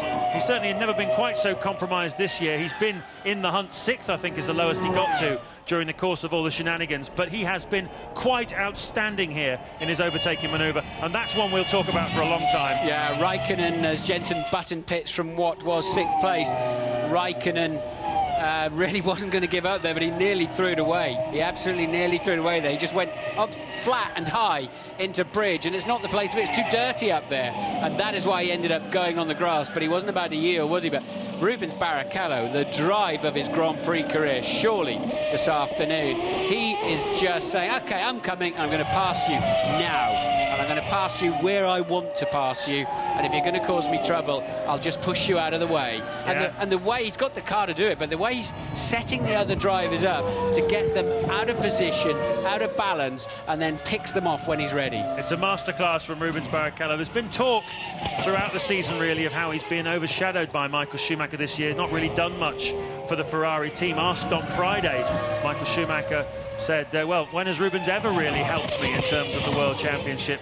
And today was Rubens' open goal with Michael in trouble. Look at this again and savour it. Now, this started back at Stowe Corner at the other end of the racetrack, where Raikkonen got a bit wide and just had to go defensive, although this is up into the Abbey chicane. Rubens couldn't go around the outside. Kimi went in too deep. Rubens switched back to the inside, got earlier on the throttle, and then Raikkonen tried to just brave it out round the outside and out, well, just ran out of road when he needed it most there, and in fact Rubens had given up on it at that point. Kimi didn't need to go quite so hard into it. Rubens had yielded, but of course Raikkonen didn't know that. You're not looking in your mirrors as you're trying to drive bridge at 150 miles an hour on a wide line.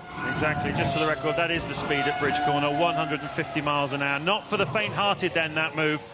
And as I say, a lot of talk recently about Barrichello's position within this Ferrari team. He's got a contract through to the end of 2004.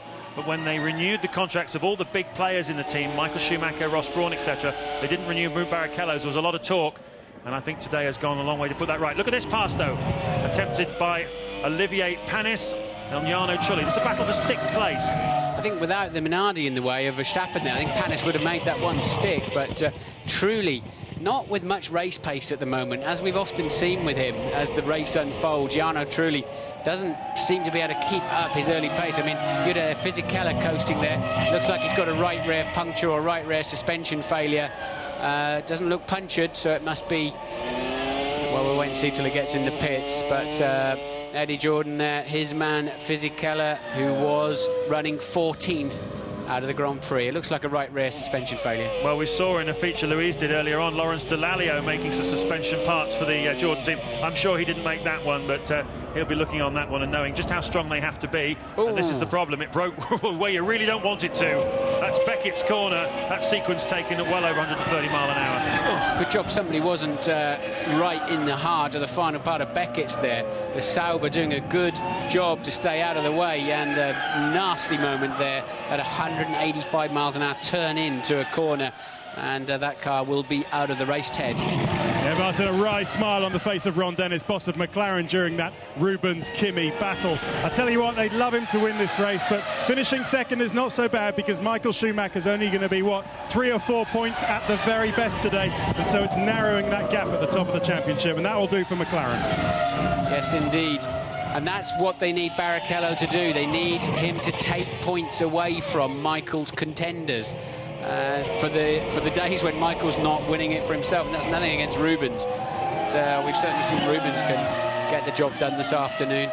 Michael has not made a good job of getting through the pack. You have to say he's not made as good a job as Barrichello, that's for sure. As Fisichella decides he's not walking back, he'll limp back somehow. He really should park that car. Well, if the race finished right now with Michael Schumacher in 8th place and Kimi Raikkonen second, the gap in the World Championship, Michael Schumacher will be leading by a single point with 5 Grand Prix to go in the World Championship. A very eventful afternoon. We knew it was going to be a pivotal race here at Silverstone. Barrichello leads by 3.5 from Raikkonen. Montoya third, Coulthard fourth, D'Amata fifth for Toyota. Trulli fifth for Renault, and 6th Michael Schumacher, 7th D'Amata, and 8th coming into the pits now Olivier Panis.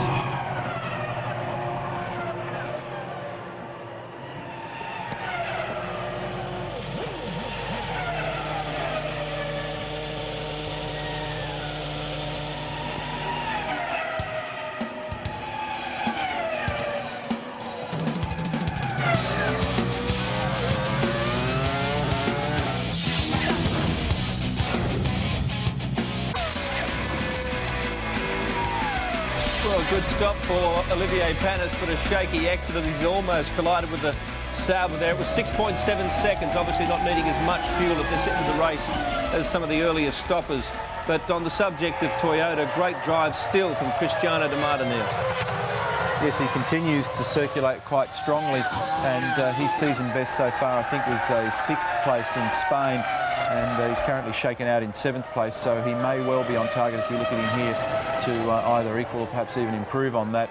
But what a tremendous battle it was, Billy, between Rubens Barrichello and Kimi Raikkonen. That was just fantastic to watch, that little battle, and as Martin quite rightly pointed out, he clearly has the car to do it. He stuck it on pole position yesterday and the thing's working beautifully, but the way in which he's working the system and out-positioning the other guy is very exciting motor racing to watch.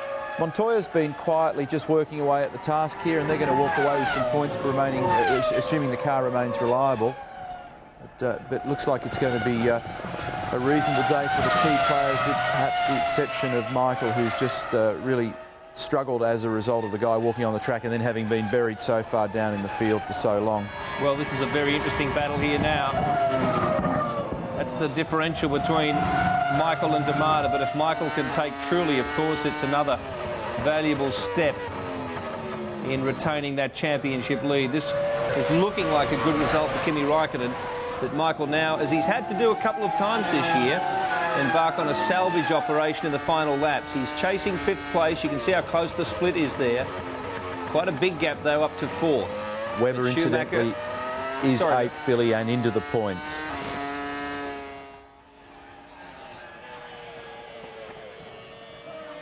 Lap 48 of this 60-lap British Grand Prix. You're riding on board there with Michael Schumacher having a bit of a go at Jarno Trulli.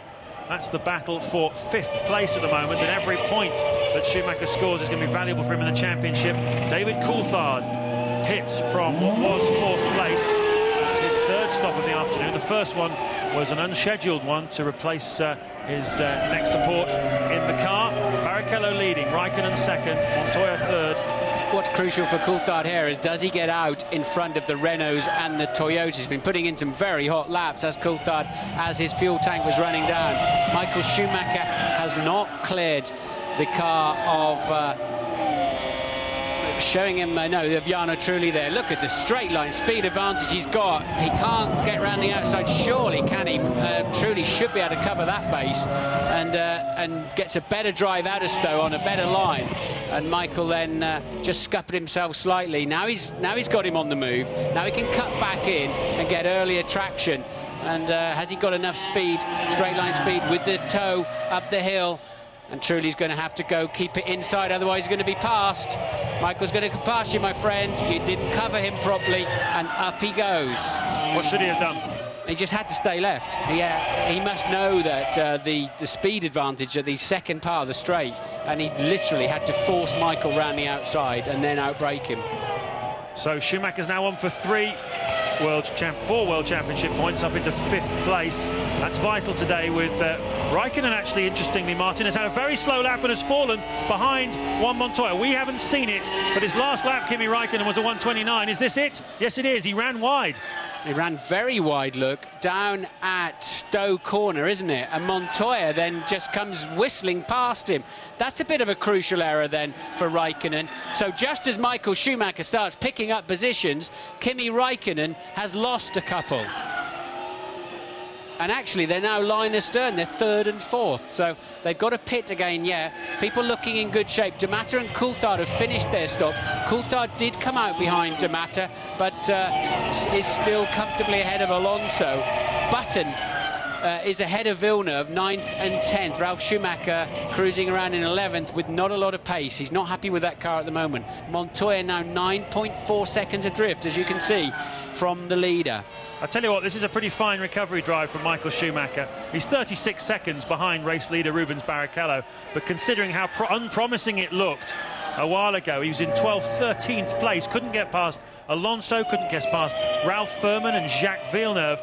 Absolutely incredible. Back up into 4th place, and that mistake by Kimi Raikkonen really giving Schumacher a real championship boost, because the amount of points they're going to take away from each other here is pretty small. Louise is with Giancarlo Fisichella.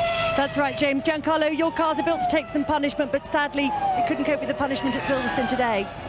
Yeah, wasn't a bad race. The balance of the car was quite good. Unfortunately, the grip, it was still a problem. And then I think we broken the push road, and I lost the car, and the speed was very high and was quite dangerous. Just tell us briefly about that moment of madness where the man ran onto the track. Did you see him? Yeah, I saw him in the main straight. He's crazy, unbelievable. Thanks, Giancarlo. Indeed, he was crazy and unbelievable. And now we've got Trulli, De Matter, Coulthard, 5, 6 and 7. This is playing quite nicely into the hands of David Coulthard now. De Matter has stopped 3 times. Coulthard is lapping much faster than him, and Trulli has only stopped twice. Is he fueled to the end of the race? Is that why his pace has not been particularly good? He's certainly falling down the field. Remember, Trulli led this race comfortably in the early stages. Coulthard on a charge then. There's some points to be scored there. Michael Schumacher up into 4th. But I believe he's got to stop again yet. Really? You think so? I would have thought so. Well, let's see. We do. I mean, so many pit stops. Nobody's able to time them all, how much fuel they're putting in. But 9 to go. It'd be a shame if anybody had to stop again. Yeah, it's true. Race. They might squeeze it out now. It's true. Be interesting to see. But certainly a bit of a gift there for Juan Montoya, up into 2nd place. Another important 8 points if he can hold on to them here. And Rubens Barrichello, who said at the top that what he had to do today was use this opportunity with Michael Schumacher, his team leader, not in the hunt. And this was his opportunity, really, to do something today. Is he going to win the British Grand Prix? Be his first win since Indianapolis last year, if he did it. On board, though, with David Coulthard, and that's Cristiano De Matter just in front of us in the Toyota. The battle for 6th and 7th places. And just down the road is Jarno Trulli. So, and Coulthard then takes a tighter line, a better line into Stowe, but he was compromised. The angle's too acute going in there, and De Matter bringing it back across. Surely now Coulthard can get him. Will De Matter hang on round the outside? No, he will not. And a brave move there from Coulthard to take over 6th place.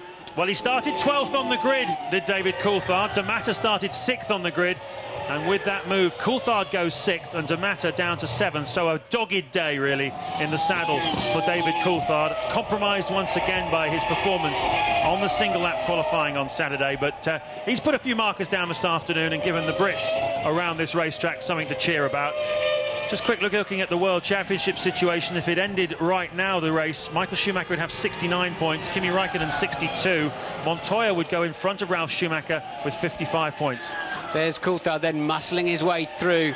D'Amato, really, you have to say, did well there. In the end, he had to concede the corner. Otherwise, it just would have been a guaranteed accident and loss of suspension parts there. Coulthard thought he probably was going to make it stick on the way into Stowe, but definitely did into the next corner. Michael Schumacher running 4th then, but 23.5 seconds behind Raikkonen, but crucially minimising the points damage so far this afternoon. Ted?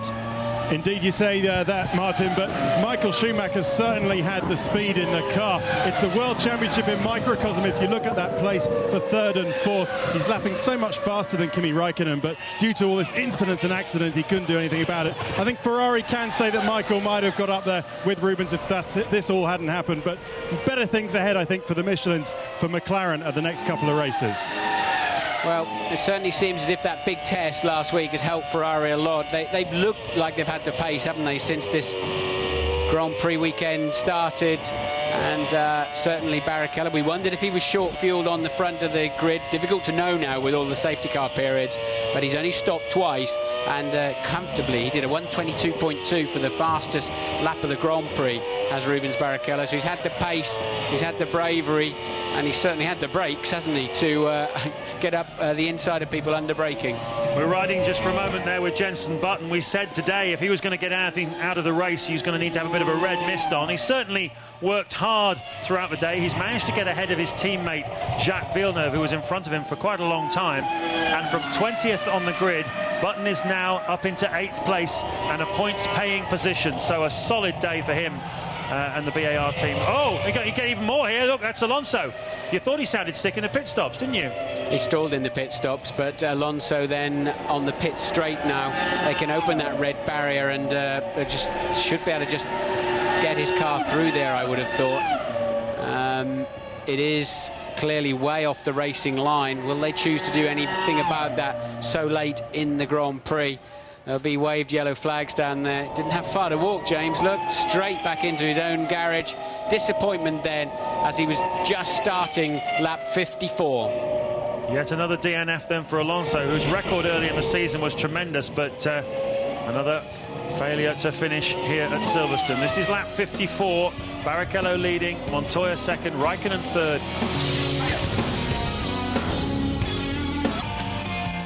To the finish now of the British Grand Prix. You have to give credit to Michael Schumacher as they try and get rid of that Alonso Renault off the circuit. Jarno Trulli still running out there, not up the front where he was before, but still solid points after that double DNF at Magny-Cours. 5th place at the moment, although under pressure now from David Coulthard. We said he was a little lucky earlier, Neil, didn't we, after that track invasion. Little lock-up there, incidentally, cost him a fair bit of track position as they still try and shift Alonso's car. But Coulthard has deserved his luck today. He's driven hard from where he was. This has been another tough Grand Prix for him, and he's already been under pressure by virtue of the tough qualifying yesterday. Incidentally, just after the last break where we mentioned that Mark had come into the points and had made it into position 11 after his last stop, now by virtue of that he's down in position 14, so well out of the points and kind of trapped and caught. Look at this awkward manoeuvring of the Renault as they try and get it back through the safety fence, and the problem is the car's actually bottoming out across the little variations in the height of the road there. So the ride height of these cars is such that they don't go across objects particularly successfully. So the marshals there doing a great job and just trying to get the thing out of the way as quickly and safely as possible, get it off the racetrack, get it tucked away in the garage. Judging on the earlier splits we saw before the commercial break, it looks like the top 4 is fairly set. As I said, Trulli maybe under threat for 5th place from Coulthard as we watch that battle right now. Jarno Trulli defending his position. Let's have a listen.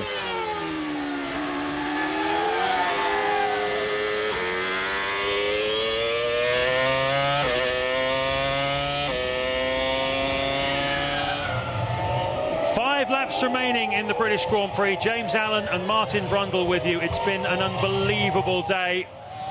We've had a man on the track, we've had 2 safety cars, the leaders have been in all various different positions. Cristiano De Mata in the Toyota led at one point. Rubens Barrichello, Kimi Raikkonen, Jarno Trulli have all led this Grand Prix. One man who hasn't led this Grand Prix is Michael Schumacher. He was as low as 13th at one point, but a very dogged recovery by him has seen him climb back up to 4th. Kimi Raikkonen appeared to have the race pretty much sitting there for him, but he was unable to beat Barrichello and then made a mistake and let Montoya through. So Raikkonen's now 3rd, Montoya 2nd into the closing stages of this race. Yeah, and we've got the Brits going to add a little bit of spice for us. They've not had a great weekend, the 4 British drivers, but Coulthard homing in quickly on the back of 5th place man Jarno Trulli there, and Button in 8th, all over the back of De Mata in 7th in the Toyota. There is Jenson Button, and there is De Mata, of course. And so they're all in the points, and they've got a chance to gain or lose some here. And looking at Ralph Furman down in 13th to finish the Brits off, and Justin Wilson in 16th, 2.5 seconds behind his teammate. 3 retirements. Alonso, some kind of technical problem. Fisichella, left rear suspension failure. Pizzonier, it looked like an engine problem. Well, it wasn't a vintage day for the Brits yesterday in qualifying. None of them were in the top 10.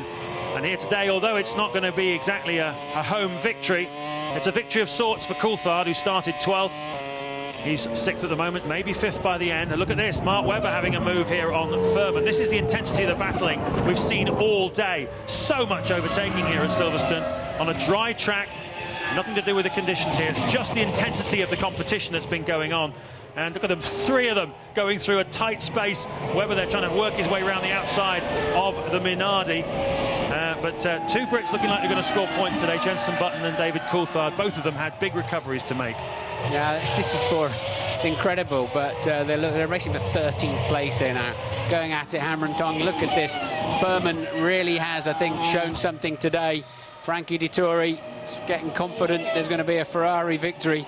And why not? Rubens Barrichello, fastest car on the track, set a new lap record, and now he's got 7.5 second advantage on 2nd place man Montoya, coasting nicely towards a victory here in the 2003 British Grand Prix. But can David Coulthard move up to 5th, just behind Michael Schumacher? He's got to pass Trulli first. Well, a lot of people have struggled to do that this afternoon. Jarno Trulli's had a curious day, really. Started on the front row of the grid, got the lead into the first corner from Rubens Barrichello, and managed to lead in the early stages before the sequence of safety cars. And he slipped backwards. He's had moments when he seemed to be asleep, certainly off the restart of one of the safety cars. He was picked off by Montoya, but he's fought back, and he is still in 5th place and doggedly trying to hold on to that to the finish. There's your race leader on his way, possibly, hopefully, to his 6th career victory, all of them with Ferrari, and his first since last September. Rubens Barrichello must have felt when he woke up this morning it was his day. Look at this. Coulthard down towards Copse, 150 miles an hour. Through Copse Corner they go. Then the Beckett sequence, no real chance of a pass here.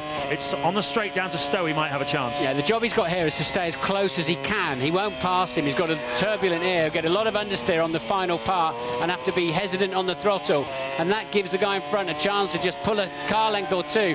But now Coulthard getting into the slipstream, but we're getting too near to Stowe. It's going to have to be a brave one if it's going to work out. And Trulli's got the inside line, and it'll just squeeze Coulthard up against the curb. Now DC's got to be calm under braking. He's got the Renault out of position.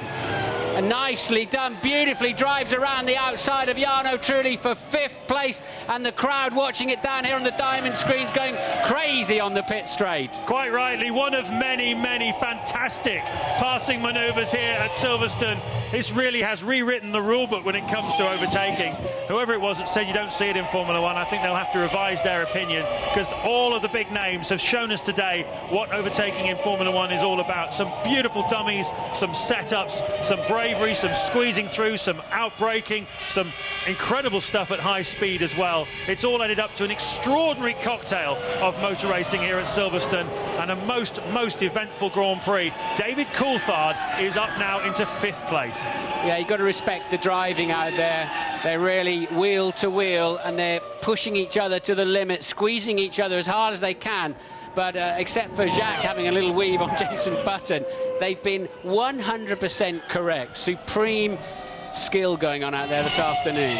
And great coverage of it as well. I must say the pictures have really helped us here this afternoon to tell the story. Look at this.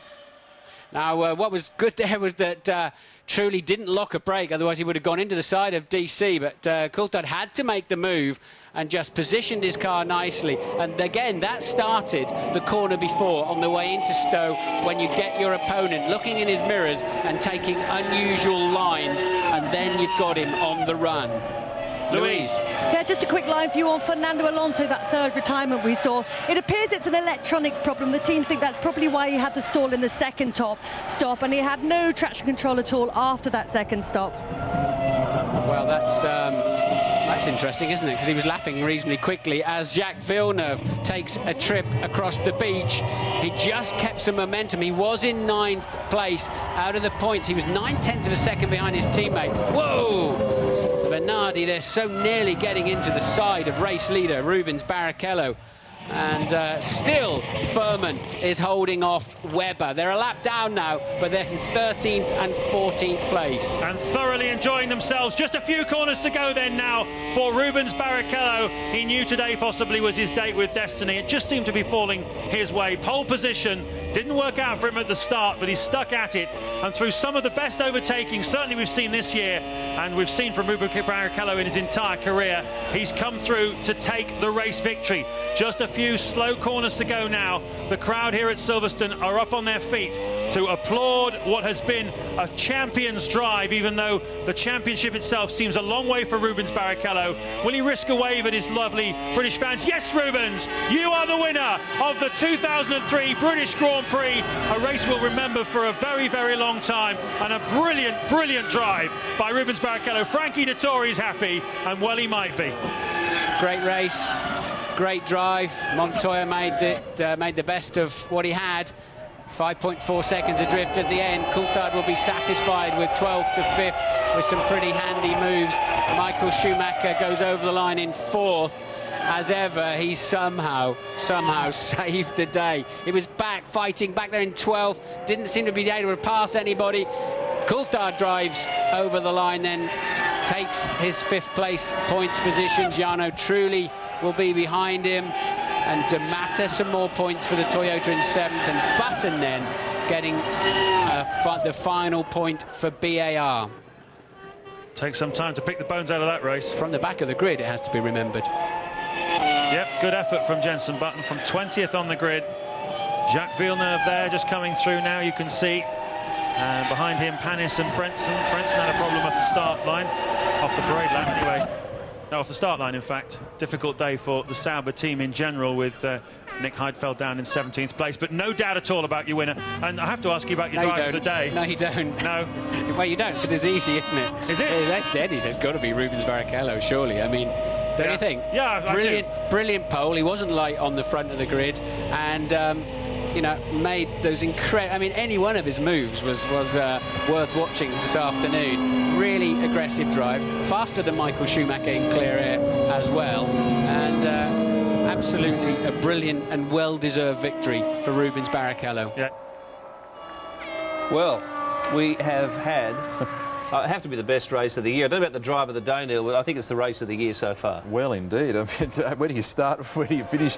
Excellent performance from Rubens after a strong and a fantastic qualifying performance on Saturday, coming back from a bit of a disastrous Friday. Here's the race classification, 60 laps in the bag.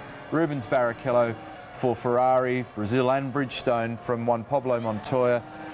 In second position, Kimi Raikkonen in third. Michael Schumacher really gets out of jail position for Coulthard in 5, Trulli.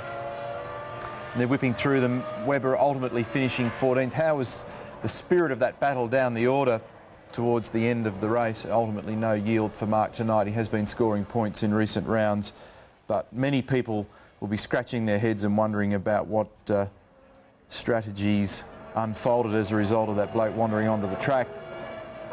Disappointing day for Fisichella again, which will further consolidate the rumour mill that he's going to look for greener pastures next year. And we heard tonight that he's having a long, hard look at a Sauber deal for next year. But for Rubens, 7th career win in Grand Prix racing. got the fastest lap tonight as we look at David Coulthard, and for Rubens it's his 12th career fastest lap.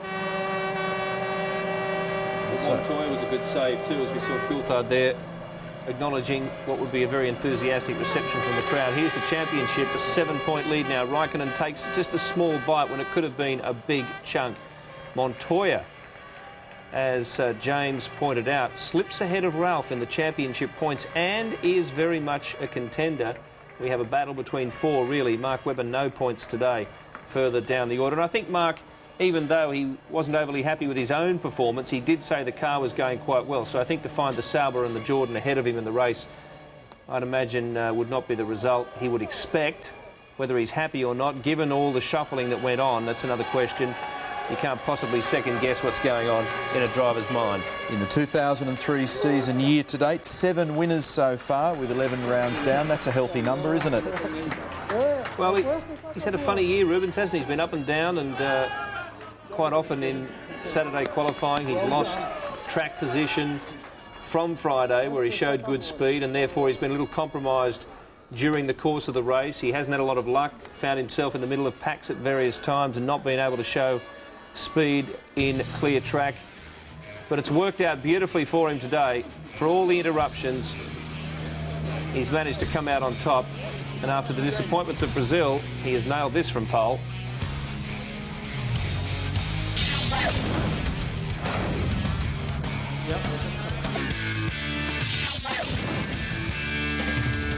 Well, it's not Michael Schumacher on the podium for Ferrari this weekend, but I don't think anyone would begrudge the success of Rubens Barrichello. It's been a while since Michael wasn't on the podium now. European Grand Prix, finished 5th, and of course early in the year he had a pretty tough start.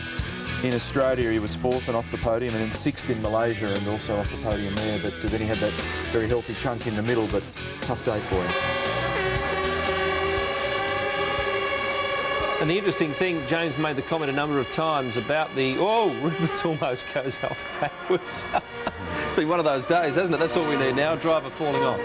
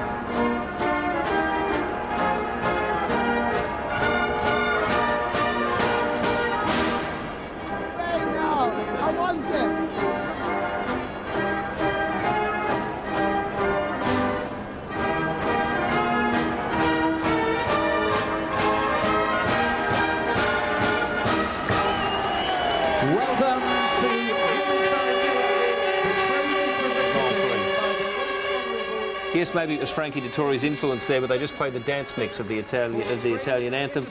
I was going to say, well done to Rubens. As we congratulate Rubens, that James made the comment about the criticism of the series this year relating to passing, or the lack of it. There's no doubt that it's been an exciting series without a lot of passing, given the strategy and the fight for track position. revolving around pit stops. But today, certainly, Neil, we saw genuine car-to-car, driver-to-driver racing like we haven't seen for a long time. Well, there was some great carving manoeuvres, certainly spectacular. But I think one of the interesting things that I noted early in the race was just how difficult it obviously is to pass in these things because of the air disturbance you get from the preceding car. When you look at the pace that Rubens had when he ultimately got in clear air, it was quite extraordinary. And yet he couldn't use it when he was bottled up in the pack, and neither could Michael to a certain extent. And they obviously clearly had very fast cars. It just robs the cars of such a massive percentage of downforce, and that's obviously one of the debates that rages endlessly in this business. The champagne! Bob Constanduros, the English-speaking trackside commentator there, going off. A couple of milestones in this race, really, that are significant for the championship. It's Kimi's first podium since round 7. That was Monaco, of course. And for a man who is so much in contention for the title, that's a little surprising when you think about it. Webber's lowest finish this year. That's not such a good milestone for Mark. Ralf Schumacher, first time this year he's finished without points in a race, but he still has managed to finish every race, and that is important too. And you mentioned 7 winners, Neil. Well, that's the most we've had since 1985 in the championship. That's not a bad thing either. And Rubens shedding a tear on the podium during the Brazilian anthem. He tidied himself up during the Italian anthem. And I don't know if there's any underlying significance other than the fact that it's been since September that he won a race, but well, he's an emotional guy too. He is an emotional guy. He's enormously dedicated. He's very a religious guy, and many of the Brazilians feel very deeply about their sport. I know Rubens because of his connection with Tony Kanaan, that they obviously they revere the memory of Ayrton Senna, and the Brazilians often show that kind of emotion in that situation. But it's wonderful for him to have a breakthrough this year. And as they pointed out in the commentary just a little bit earlier, he's been through some tough times just in the recent past with this speculation about the contract renewals and so on.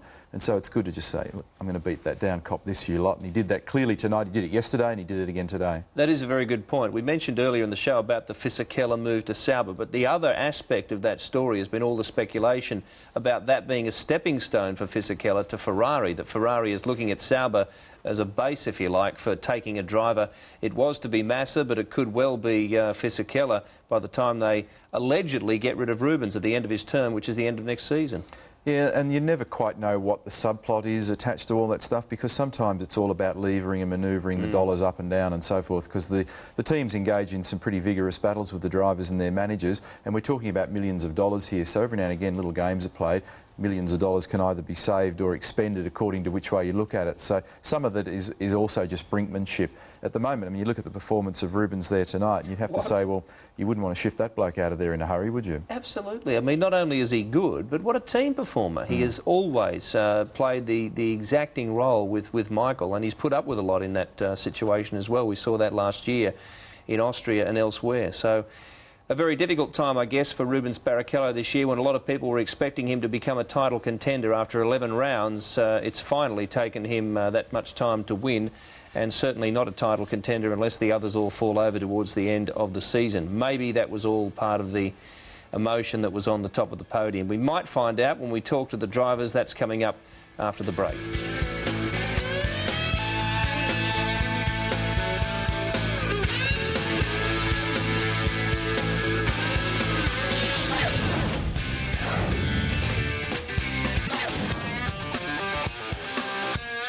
Well, it was a story of great racing today at Silverstone, but it was also a story of yet another twist in this very interesting championship story. Neil Crompton, we've seen not only some great races, but we've seen teams go away back to the drawing board and come back with something extra for the next round. It's happened a number of times, and it happened again with Ferrari and Bridgestone. Tremendous performance to recover from the difficulty of the last couple of rounds for them. And I re-emphasise, they went out and they did 4 days in that test at Spain, where Rubens ended up being second quickest. We talked about the fact that they were going into that test with a huge effort from Bridgestone and from the team itself. They added to that with 3 days at Mugello, another 2 days at Fiorano. That's a huge commitment between motor racers, all their drivers running in every which way and every direction. And then they've come back tonight, you know, clearly with a very fast car. And, you know, good cars make for great drives.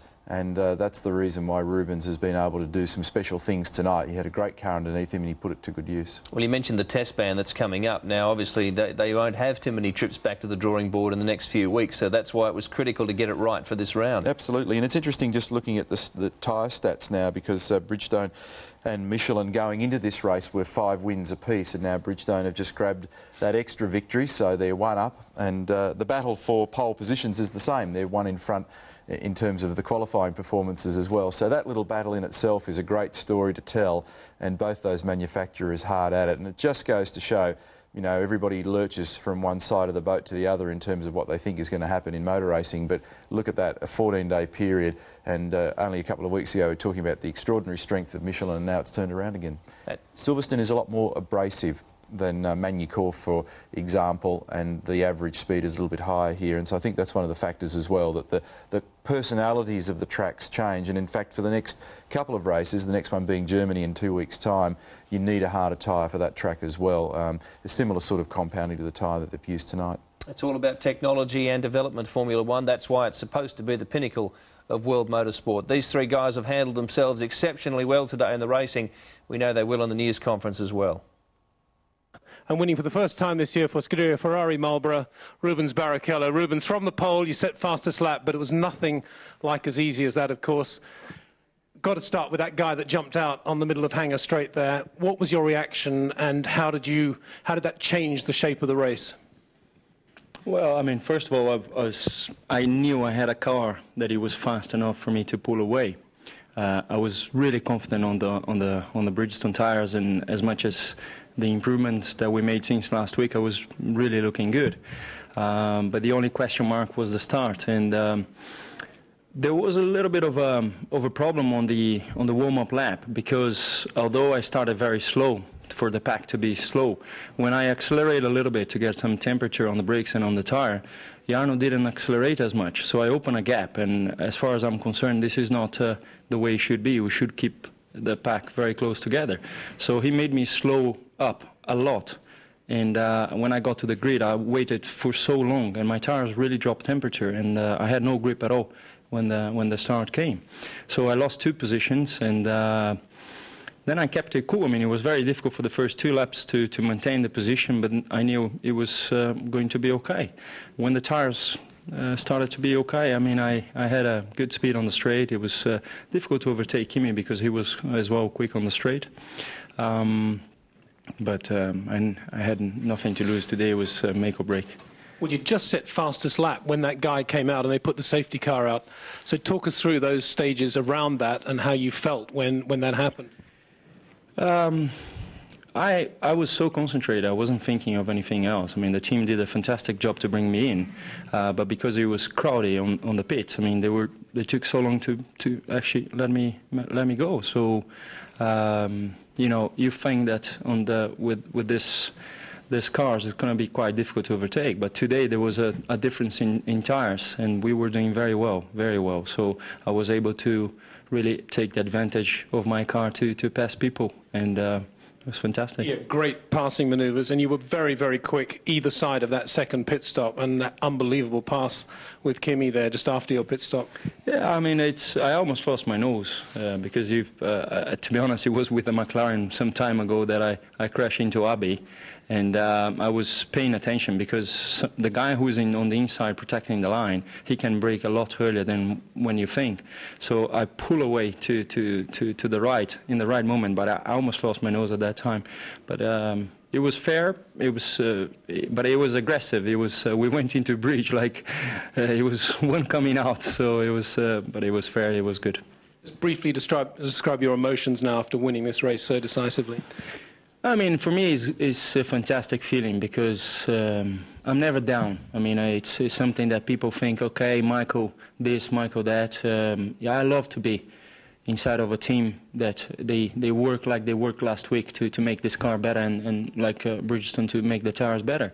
Of course, it's quite hard so many times, but the last 2 weeks people have been saying so many things about first lap crashing, Rubens this and that, so I hope they shut up now. I overtook a lot of people.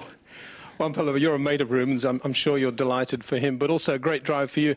That second safety car dropped you way down in the midfield, though, and you sort of followed Rubens up through the field there. Great racing. Yeah, because it was a stacked pit stop. I was behind Ralph when we came into the pits, and I had just to wait until Ralph left. So it was pretty hard. I came out of the pits, I was 13th, and Ralph was like P7 or P8. So it was pretty hard, but I managed to go by people really quick. After one lap, I was 2 cars behind. I think it was Furman, then Rubens, then Ralph, and he's like bam, bam, bam. Then it was pretty good because when Rubens was fighting with somebody, I was just behind. So I would have been able to catch when Rubens would pass, next lap I would pass, and, all the way to the top. The only mistake I did is, I think a Jaguar blew up in the back straight.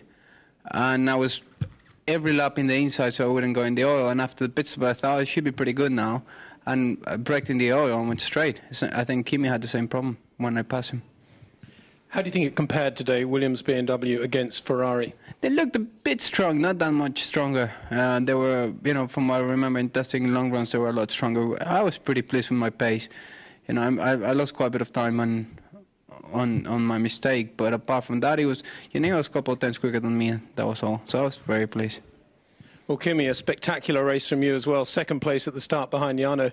How did you feel in those opening laps? It looked as if you could pass Jarno if you had the opportunity. Yeah, I was just maybe a little bit quicker on a big enough race, but I was not able to get enough close on a back straight to try to overtake him. And then I started to lost a little bit rear grip, and Rubens was so much stronger out of the club that I wasn't able to hold him off. And then it was the safety car, and after the restart I got really good restart and overtook Julian, got many places after that. But in your second stop, you actually stopped 4 laps earlier than Rubens. Was that because of the tyre situation, or was that always planned? I don't know really, because all the plans went a bit different when the safety car came in and out, and we decided to stop. And I was just going as long as they're going to tell me to come in. But it worked out well. But then first few laps was okay, and then I dropped again the rear tyres a little bit, and it was difficult. Just talk us through that incident at Bridge that Rubens just described from your point of view.